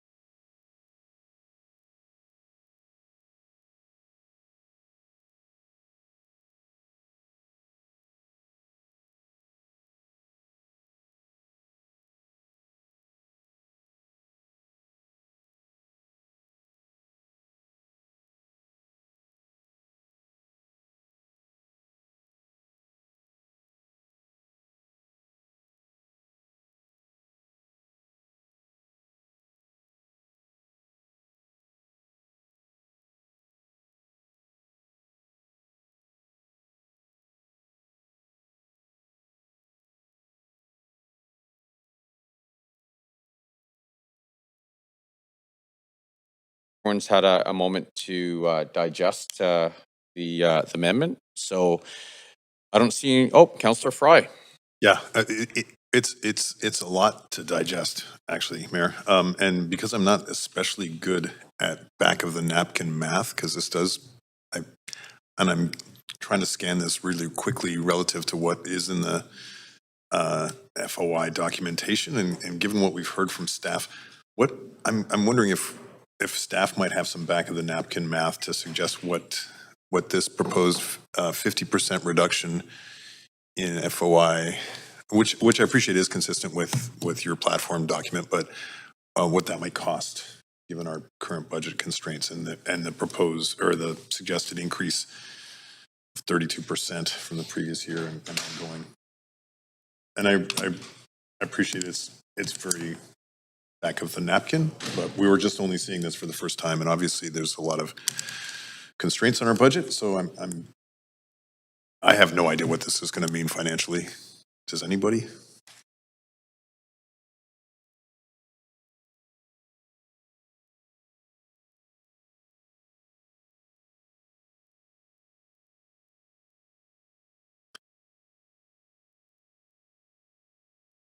I mean, for instance, I know that we're the Zero Means Zero budget proposes, I think, like an $8 million cut to corporate services, of which I think this probably lives in corporate services.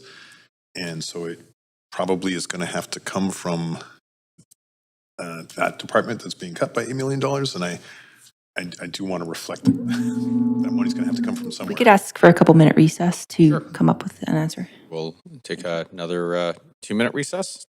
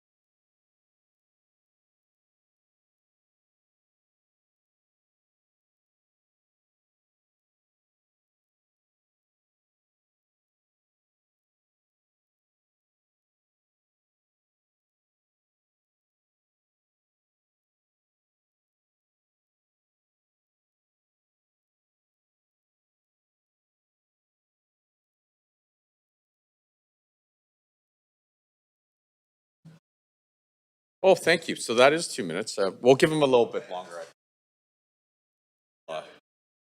Mental ma-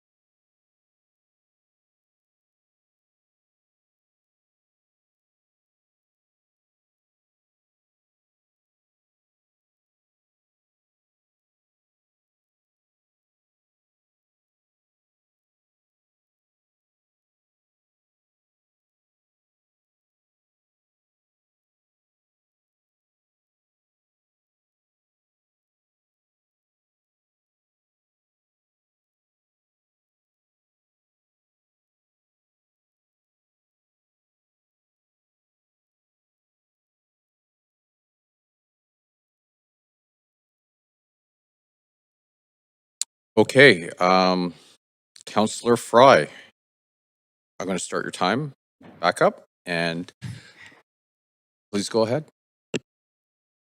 So Councillor Fry, sorry, we were just discussing over there. So my understanding is you were asking, what does the dollar amount look like? So in the last few years, we're looking at about $25,000 approximately. So, but it's really difficult to give an exact figure because we do waive fees. So the math can be variable across the years. So, but let's on average say about $20,000 to $25,000. Some years have been larger based on larger projects.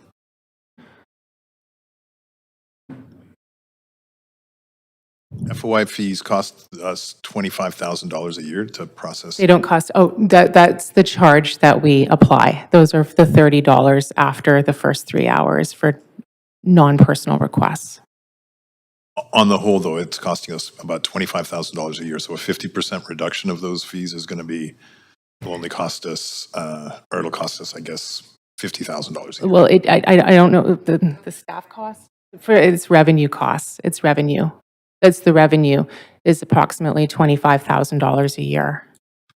So 50% of that would be between 12 to 15,000. Okay. It's not entirely clear to me. I'm just, but okay. I'm wondering what this is going to cost in the whole as for an annual basis, but it's sounding like it's not very much then. It already doesn't cover at $30 an hour. It doesn't cover our day-to-day administration fees and the amount it costs to gather records across the organization to search, locate, compile, process, and deliver those records. Okay. All right. Thank you. Okay, great. Councillor Meisner. Thank you. I had another question through you to staff, if I may. You mentioned waiving fees in some circumstances. Why would we waive fees? We do it if it's in public interest, if it has to do, if the request is reasonable enough, but it's just a little bit over 3 hours, we will consider waiving the fee if a person is vulnerable. And again, we've been able to assist them with reducing the scope of their requests. We will waive the fee. Okay, that's good to hear. And just to pick up on Councillor Fry's question, I just wanted to clarify. The $25,000, that was last year that was charged? Yeah, it's approximate $25,000 last year was the revenue that was, it was like $24,000 to $25,000. And that's only for work over 3 hours? Correct. Okay, so if there was to be, say, a 50% reduction, it would be maybe 12,500. Correct, correct. But to your point, you're saying that the $30 an hour currently doesn't cover the staff cost of doing this work. That is correct. Okay. Thank you very much. Great. Thank you. Seeing no one else in the queue, why don't we bring this amendment to a vote? Mayor, can I get a vote assist in favor? This is Councillor Claassen. Great. Thank you, Councillor Claassen.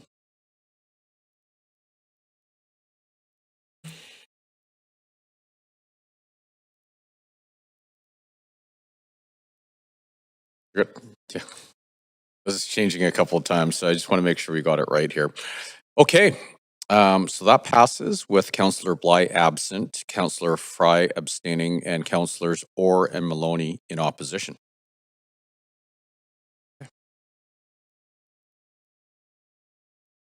Okay. So we will now go back to the main motion as amended. Chair, Mayor, sorry, just to note that was a strike and replace of the overall recommendations, and it was so. So we don't have to put it to a Is there a vote. further vote? Can we just confirm that? I don't know that we need. It was the full, it was both A and B together. And it was Okay, thank you very much. so just confirming business is complete on this item? Okay, thank you. Okay, great. So that completes report number 2. Thank you very much. Report number 3, Mayor's Budget Task Force Implementation Oversight Committee Recommendations Transmittal Report. Before we begin this agenda item, if anyone believes that they have a conflict of interest, now is the time to declare it. Does anyone have a conflict to disclose? Seeing, I'm assuming Councillor Dominato and Orr, you're not declaring a conflict, you're just in the queue. Is that right? Oh, sorry, I'll take myself off. Sorry. Okay. Okay, so I'm just going to advance you both. Sorry, you're not on. Okay, so no one's on there. Okay, and no one has a conflict to declare. This item does not have a team member presentation. Councillor Fry, you held this item. You have up to 5 minutes to ask questions of our team members. So, Councillor Fry, please go ahead. Yeah, thank you. And this is more just a procedural. I was looking for any communications from the task force. I know from the terms of reference when this Mayor's Budget Task Force Implementation Oversight Committee was approved, it did have an imperative to submit progress reports and recommendations to council at regular intervals, and I don't think I've seen anything. And I'm wondering, other than the big report that was presented at the outset, do we have there been any updates since then about what work's been going on? Maybe through you to the chair of the committee, if. Yes, thanks, Mayor. Thanks, Councillor Fry, for this question. So yeah, so there's some active discussion at the committee to bring another updated report to council, and that's exactly the reason why we scheduled this meeting. We need to talk about that at the committee, and then bring forward that motion, that report, and also because stuff they were working on the budget and all other stuff. So all these progress, the recommendations been working on, and we just do not have time to put forward a comprehensive report. So that was exactly the reason why we need to schedule this meeting, discuss the report, and present to council. Deputy City Manager would like to add something as well. Yeah, thank you. There was actually a transmittal report from the Mayor's Budget Task Force Implementation Oversight Committee that came to council. I believe it was January of this past year. I'd have to check the exact date, but within the last 12 months, there was a pretty comprehensive update provided council. Yeah, and there will be another update early next year. Okay, I mean, I do note that the terms of reference really specifically talked about progress reports and recommendations at regular intervals. But maybe just taking that away as like progress reports is maybe not as comprehensive, but rather just keeping council praised. But that's fine. Thank you. Just wanted to get some light on that. Thanks. Thank you very much, Councillor Joe. Oh, I'm good. Thanks. Great, thank you. Councillor Dominato. Thanks, Mayor. And just noting, it might be helpful to council to note that there was an update June 3rd, 2025 as well, beyond the January 2025 reference, which also included a progress report on all recommendations. And that's just and those recommendations, those updates are from May. The meeting was scheduled in June. And so that's just under 3-4 months ago that we had that update as well. Thank you So very just much. noting that for the record. Thank you. Councillor Kirby-Young. Yeah, one follow-up point of information through you, Chair, if I might, to staff. And can you just confirm, I believe I'm correct, that the meeting invites for the Budget Task Force are sent to all councillors, and councillors have the opportunity to also attend if they wish as another option for more information? Is that correct?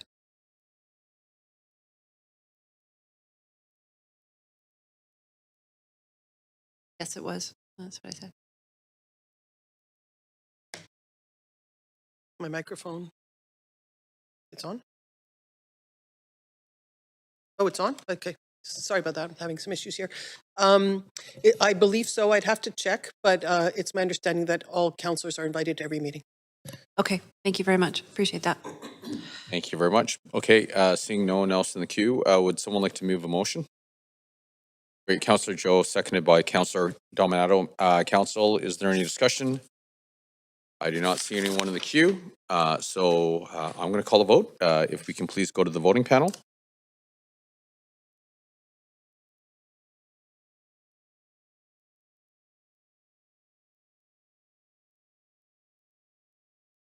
Councillor. Okay, and that passes unanimously. Thank you very much. Okay, so that completes report number 3. Report number 4, the 2026 land assessment averaging notice to BC Assessment Authority. Before we begin this item, does anybody have a conflict that they wish to declare? Seeing none, this does not have a team member presentation. Council members, you have up to 5 minutes to ask questions of team members. Are there any questions? Councillor Kirby-Young. Yeah, thanks, Chair. I am prepared to move a reconsideration today, but I understood that staff would be available to provide some context on this item. Can we confirm that through you, We're the on City report Manager? number 4. Oh, sorry. Oh, I went one ahead. Thank you. Okay. Optimistic. I'll take you off. Okay. So it doesn't look like we have any speakers from council or questions from council. So I'm going to now, we're going to now hear from registered speakers. Public speakers should state whether they are in support or opposition of the recommendations and may only speak once. I will also ask speakers if they are residents of Vancouver, if it's not so noted on the speakers list. Our first public speaker is Sarah McLeod. Yeah, no, I saw her upstairs. She's coming in.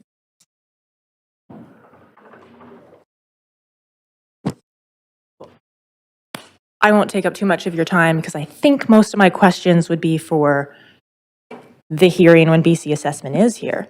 So all that to say is I support hearing from BC Assessment mainly because I was hoping to kind of hear what the definition of or what the staff thinks is making things volatile. Like, is it just rezonings? Or is it also policy, like the policy set by the city?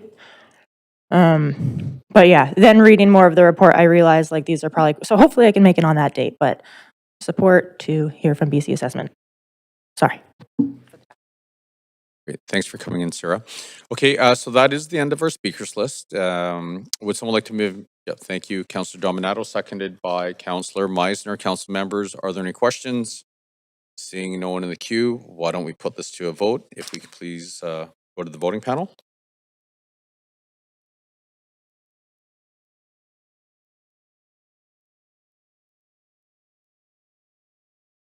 Great, and that passes unanimously. Okay, so that completes report number 4. Now we got to jump all the way to report number 10, reconsideration. On a point of procedure, before we begin the next item, I'm wondering if I can move to complete past noon to complete the council business because we're so close today. Do we have a seconder? Okay, Councillor Dominato. Council, is there any discussion? Okay, so all those in favor say yay. Yay. Okay. All those opposed say nay. Great, we will continue through lunch to continue the business of this council meeting. Great, thank you. Okay, and sorry, I took you off. Here, I'm going to stop that timer just in case. Okay, Item number 10, reconsideration of approval of capital grant to BC Housing for 3077 Madam Street, formerly 1405 East 15th Avenue, and 3047 through 3071 Madam Street. Before we begin this agenda item, does anybody wish to declare conflict of interest? Seeing none, this item does not have a team member presentation, but we do have team members here to provide a brief introduction. Council members, you also have up to 5 minutes.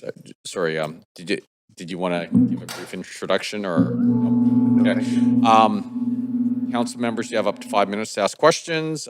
Councillor Kirby Young, can we please restart, councillors? I'm waiting for after the presentation. Thanks. Oh, you want the presentation? Perfect. Okay, so Dan, please go ahead. Mr. Mayor, staff, we're not planning to give a presentation on this item. We were just here to available to respond to questions. Okay. Well, thank you for that presentation. Okay, Council, you have up to 5 minutes to ask questions of team members. Are there any questions? Councillor Kirby Young. I guess I'll ask them then. So staff referenced in the report that this report provides more fulsome information and context than when it was previously brought forward. Can you identify what that is, please? Yes, thank you, Councillor. There are numerous elements of this report that are providing additional information. The previous report, frankly, was quite light on information. We acknowledge that. And that's one of the reasons why we wanted to ask Council to reconsider the item. The previous report was not specific about the relationship to the DCLs that the project has paid and would not have paid had it been social housing from the start. The previous report was not specific as to the operator that BC Housing was selecting and how the building would be operated, so that the fact that the YWCA would be the operator. The report did not provide the kind of information that we often provide with grant reports, looking at, for example, capital costs, cost per unit of the grant, those kinds of metrics. And it did not provide the full capital cost of the project in terms of BC Housing's overall capital contribution. So those are probably the main things that we've now provided in the report today that were not in the initial staff report the last time it was considered. Okay, and then follow up to that if I can. So you now feel able to state that this does align with our practices because it provides that level of due diligence on oversight in terms of the funds going to deepen affordability, supporting the operations and the nonprofit operator, et cetera? Yes, staff are satisfied. We did work with our team that does administer the CHIP grant program. While this is not a CHIP grant, we tried to line this up with the kind of information now that staff or that council is used to seeing in regard to the CHIP grant program. So, for example, this is a lower amount per unit of a city contribution to a project that's heavily supported by the province. Whereas a CHIP grant compared to a CHIP grant, and in terms of a CHIP grant program, that those projects are all also exempt from DCLs to begin with. So this is a much lower level of city contribution for a very significant provincial contribution, and we've now laid all of that out in the report. Okay, and it is specifically a capital grant as articulated in this report? Specifically a capital grant, yes. Okay. Versus the previous CHIP. Okay, thanks. I am prepared to move the reconsideration because I did vote in the in opposition, but I'll wait until Councillor Dominato asks. Okay, great. Thank you very much. Councillor Dominato. Yeah, I just have one more clarifying question, and I appreciate those updates and questions from Councillor Kirby Young. But could you just clarify in terms of the capital grant in the amount of 1.4 million to BC Housing? Does that money, that capital grant, is remaining with BC Housing? That capital grant, my understanding is the capital grant will be contributed to BC Housing. It'll be part of their overall capital cost of the project. It'll be a contribution to them to deliver that. And so that those capital costs, the grant amount of 1.4 million addresses is compared to BC Housing's full capital cost of about, I think it's 56 million for the project for both acquisition and renovation. And they will then be providing ongoing operating grants to the Y. So this is a contribution to BC Housing for that overall delivery of the project, which will then benefit the YWCA and their tenants. Okay, and just to clarify, you said renovations, so there actually will be renovations undertaken? There will need to be renovations undertaken to meet the YWCA's operational requirements. Yeah. Okay, thank you. Thank you very much, Councillor Maloney. Thanks. So can I just confirm that the amount of the grant is equivalent to the development charges that BC Housing would have been exempt from if they had been the original developer? Yes, that's correct. Great. Yeah. Thanks. Thank you. Councillor Fry. Yeah, and I had voted in favor of this previously in October. I just want to confirm that nothing's changed here. We're just providing a little bit more fulsome detail for folks. Yeah, we've just brought back the same motion. That's why it's a reconsideration item. So we brought it back the same motion. We've just hopefully provided council with more fulsome information so that it can inform the discussion and decision in a better way. Great. Okay. Well, happy to support this again. Thanks, Dan. Thank you very much. Okay. Councillor Kirby-Young. Oh, yes, sorry.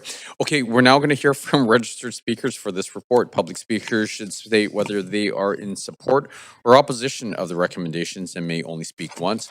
I will also ask speakers if they are residents of Vancouver, if it's not so noted on the speakers list. So our first public speaker is Lisa Rupert. Speaker has withdrawn.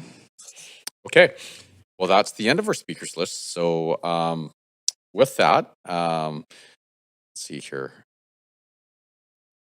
Before council can proceed with this item, we need a motion to reconsider the decision made by council at our meeting on November the 5th, 2025, which brings the original motion back to the floor. Okay, so reconsideration. On November the 5th, 2025, council defeated a motion entitled Approval of Capital Grant to BC Housing for 3077 Madam Street, formerly 1405 East 15th Avenue and 3047 through 3071 Madam Street, with councillors Kirby-Young, Klassen, Meisner, Montague, Joe, and Mayor Sim voting in opposition. In accordance with the procedure bylaw, a motion to reconsider a defeated motion must be moved by a council member who voted with the majority when the recommendation was first considered on November the 5th, 2025. Reconsideration of a defeated motion requires a majority vote. Should a member of council who voted in the majority on November the 5th wish to have the reconsiderations of this report reconsidered by council, the following motion could be moved. That council reconsider the decision of November the 5th, 2025 related to the report titled Approval of Capital Grant to BC Housing for 3077 Madam Street, formerly 1405 East 15th Avenue and 3047 through 3071 Madam Street, RTS 18082. Would someone like to move a motion to reconsider? Councillor Kirby-Young, is there a seconder? Councillor Meisner, council members, is there any discussion? Councillor Kirby-Young, please go ahead. Yeah, I'll just say that I appreciate staff coming back with a more fulsome information, which is consistent with how we typically receive and review these reports. I think that it's a great project. I think that the Y is a fantastic operator, and that was never in question. It is really important that council do its due diligence with respect to having fulsome information, and it was unclear, I think, in the presentation of information where the flow of funds was going, and it is our responsibility to ensure that those funds get to where they need to go to deepen the level of affordability to the best of our ability and to support projects like this one. So I appreciate the patience of all of the parties that are involved in the project. I know it's not necessarily easy to put these deals and these things together, but we are grateful to have an opportunity to support it as a city, and I'm glad that appreciate staff coming back with such a quick and a prompt resolution in request to some of the information gaps that we had before. Thank you. Thank you very much, Councillor Meisner. Yeah, I just want to echo comments from my colleague, Councillor Kirby-Young. This really gives me the information that I need to make an informed and responsible decision. And I'm pleased to see this additional detail provided. Just echoing that YWCA is a fantastic operator, and I'm looking forward to the city supporting these 81 new social housing units in East Vancouver for women and children. And this makes much more sense as a capital grant, and I think it's a very appropriate use of the empty homes tax reserve. So I'm really happy to support this and really excited to see those homes open to people that need them. Thank you very much, Councillor Maloney. So can I just clarify, this is the vote to reconsider?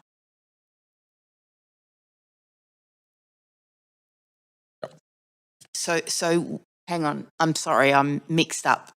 Sorry, Councillor Maloney, just one sec, please. Sorry.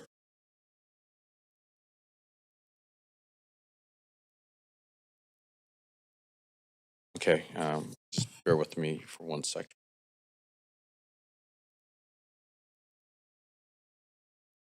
That was questions. I don't think we voted on.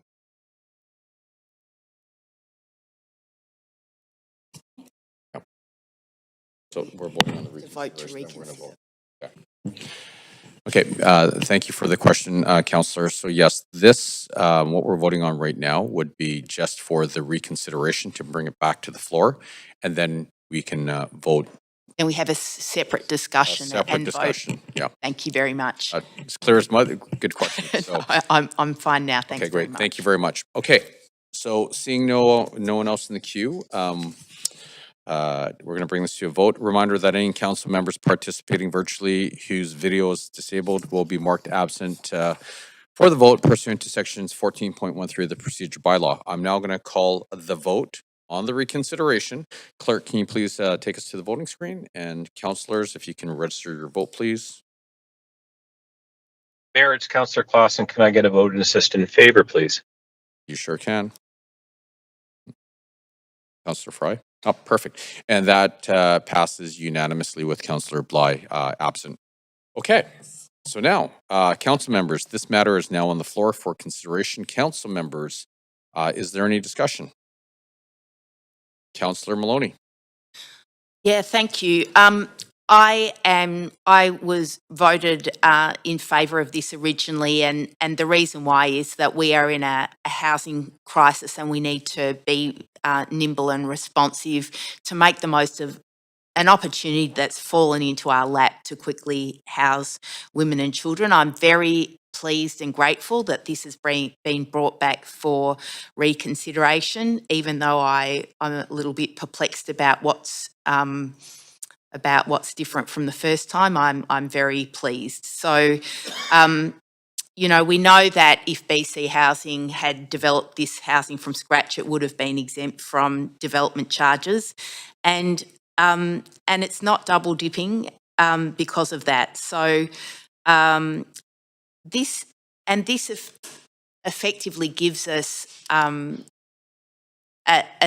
excellent opportunity to allow developers to have an off-ramp if they don't want to operate or continue to own a completed building, and it gives a non-profit housing provider a fantastic opportunity to deliver social housing affordably and more quickly. So I'd definitely like to see more of this happen, and it's a fantastic business model that BC Housing's created. It's a win-win-win for everybody, and I'll certainly be once again voting in favour of it. Thank you, Councillor Maloney. Councillor Dominato. Yeah, thank you, Mayor. I just want to acknowledge thanks to my colleague, Councillor Kirby-Young, for the reconsideration. Thank you to staff for the clarity and the additional information in the report. I was unable to participate at the time at the last vote on this report, but I do think it's helpful to have that clarity, particularly in our roles of due diligence and governance.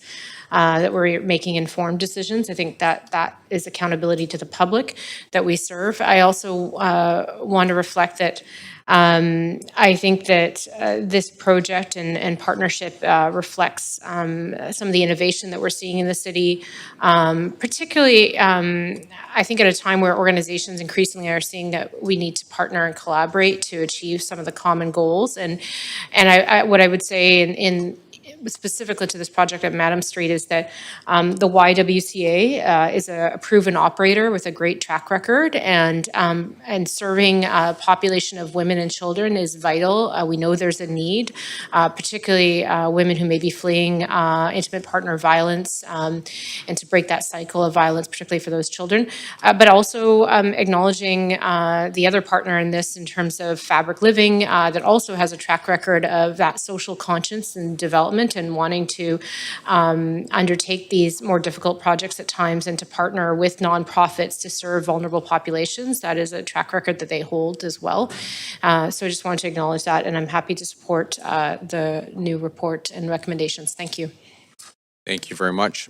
Seeing no one else in the queue, we'll bring this to a vote. Reminder that any council member participating virtually whose video is disabled will be marked absent for the vote pursuant to section 14.13 of the procedure bylaw. Okay, I'm now going to call the vote. If we can please go to the voting panel. Hi, Mayor. It's Councillor Klassen. Can I have a vote assist in favor, please? Sure. Councillor Fry? Great, thank you. And that passes with Councillor Bly absent. Okay. That completes report number 10. Okay. Bylaws. We have 40 bylaws on the agenda for enactment. I do want to note that bylaw number 15 has been withdrawn at the request of our team members, and it will be added to tomorrow's agenda. Before we begin this agenda item, if anyone believes that they have a conflict of interest, now is the time to declare it. Does anybody have a conflict that they want to declare? All right, seeing no one's hands up. Bylaw number 1 is from the public hearing on April the 17th and 23rd, 2025. Councillors Meisner, Montague, and myself were absent for this item at the public hearing.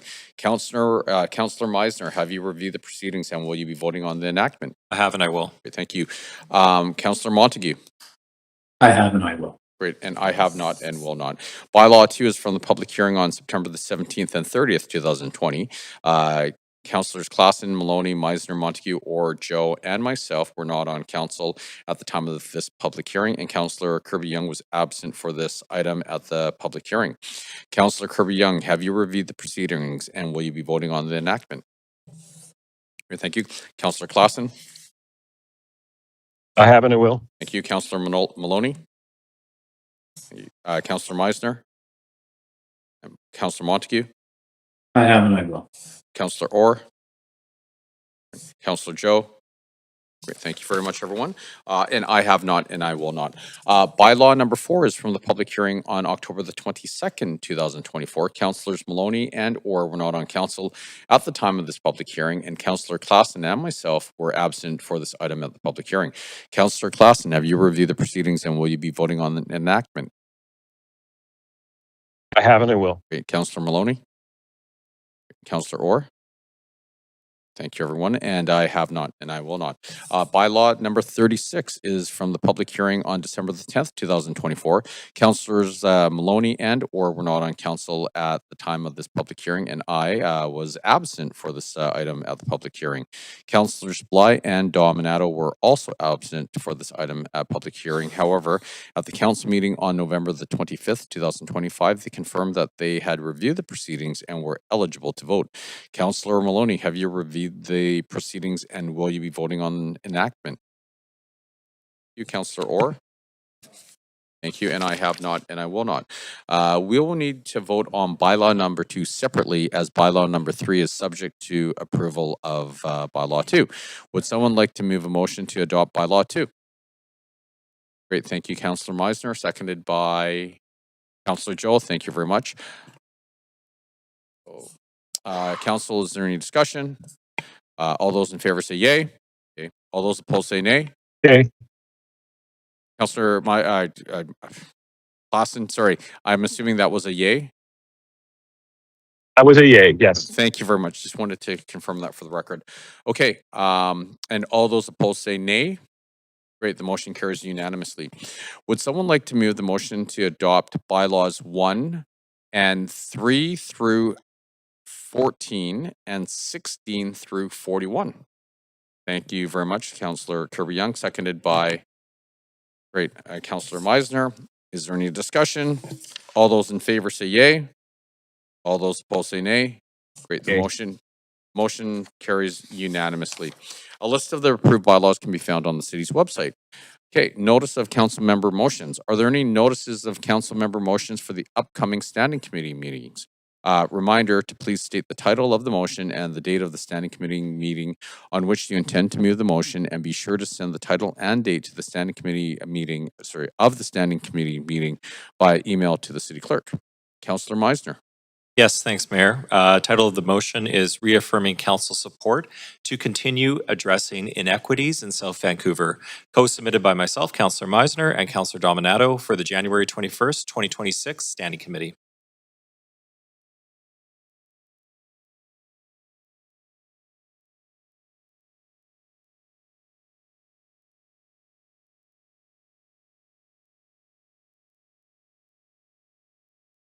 All right, Councillor.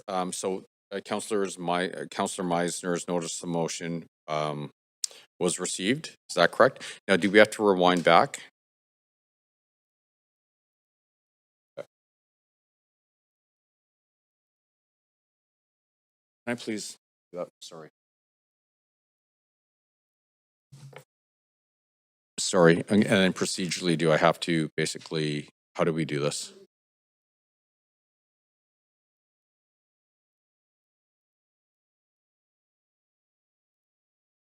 Okay, so can we have a motion from a councillor to go to reconsider the vote on the bylaws? Thank you, Councillor Dominato, seconded by Councillor Meisner. To give you a little bit of context here, councillors, one of the bylaws was subject to. Yeah, bylaw 8 was subject to the approval of report number 2, but report number 2 did not pass. That's right, right? Okay, so technically, there is no bylaw 8 to vote on. Okay, so council, is there any discussion on the motion to reconsider the vote on the bylaws? Seeing none, all those in favor say yay. All those opposed say nay. Great, so we will now reconsider the vote on the bylaws. And so I have to go through all this again. Okay, so what we're gonna, is that correct? Okay, so what we need is a councillor to move a motion to take out consideration of bylaw number 8. Great, Councillor Dominato, thank you. Seconded by Councillor Joe, thank you very much. Council, is there any discussion? Okay, and so we are voting on the removal of bylaw number 8. All those in favor say yay. All those opposed say nay. Okay. Great, the motion passes. So now, clerk, okay. So now I'm going to do this, and if you can make sure I got this right. So would someone like to move a motion to adopt bylaws number 1, 3 through 7, 9 through 14, and 16 through 41? Is that correct? Yes. That's it. And we got them all. And sorry, I'm going to actually triple check this. So we didn't vote to reconsider the vote on bylaw 2 originally, right? Okay, perfect. Thank you. I just wanted to make sure we didn't have to do this again. Okay. So everyone got what I just said. Can we have someone to move motion? Oh, it's already on the floor. Okay, so we don't need a seconder either. Okay, so council, is there any discussion?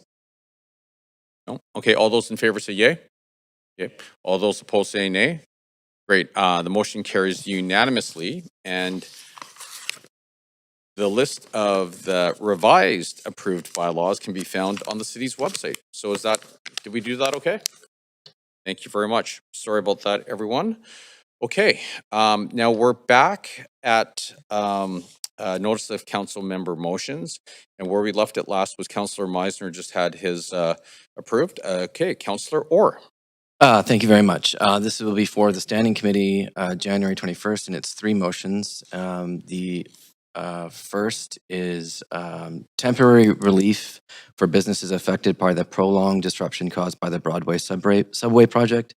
A motion titled Blinded by the Light, Improving Public Safety by Looking at Headlight Glare. And a motion titled An Injury to One is an Injury to All Respecting Employees at the City of Vancouver. Thank you very much. Councillor Maloney.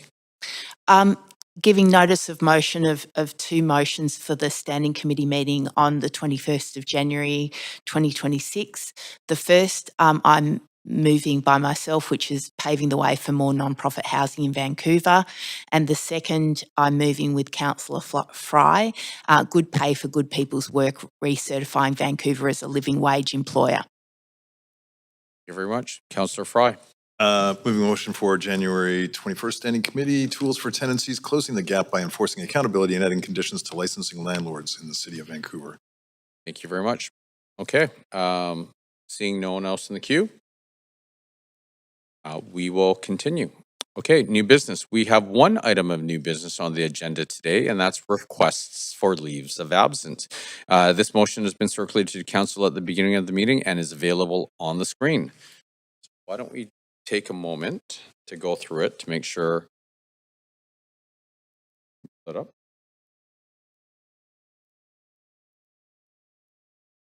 Mayor, I have a point of procedure, if I might. I sent in after 9:30 two additional ones. Do I need to move those separately after this, or can they be added? Are we able to add? Okay. Thank you.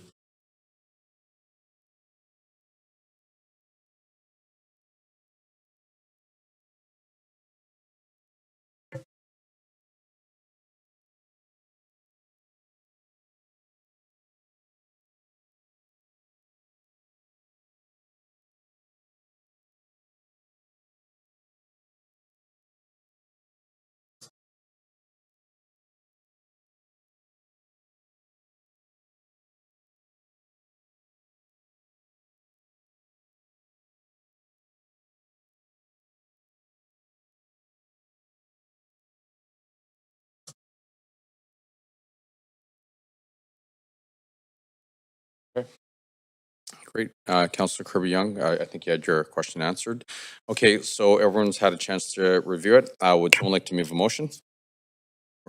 Councillor Dominato, sorry, Kirby-Young, seconded by Councillor Dominato. Council, is there any discussion? Seeing none, all those in favor say yay. All those opposed say nay. Great, the motion carries unanimously.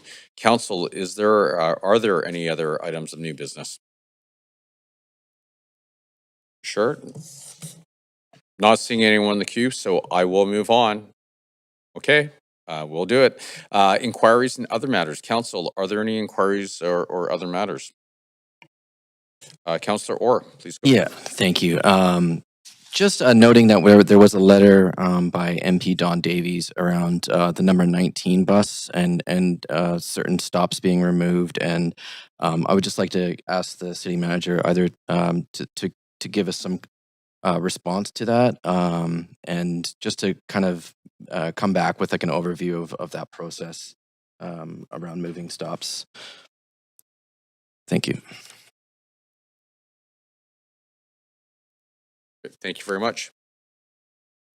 Seeing no one else in the queue, may we have a motion to adjourn? Great, Councillor Dominato, seconded by Councillor Orr. All those in favor say yay. All those opposed say nay. Great, this meeting is adjourned. Thank you very much, everyone.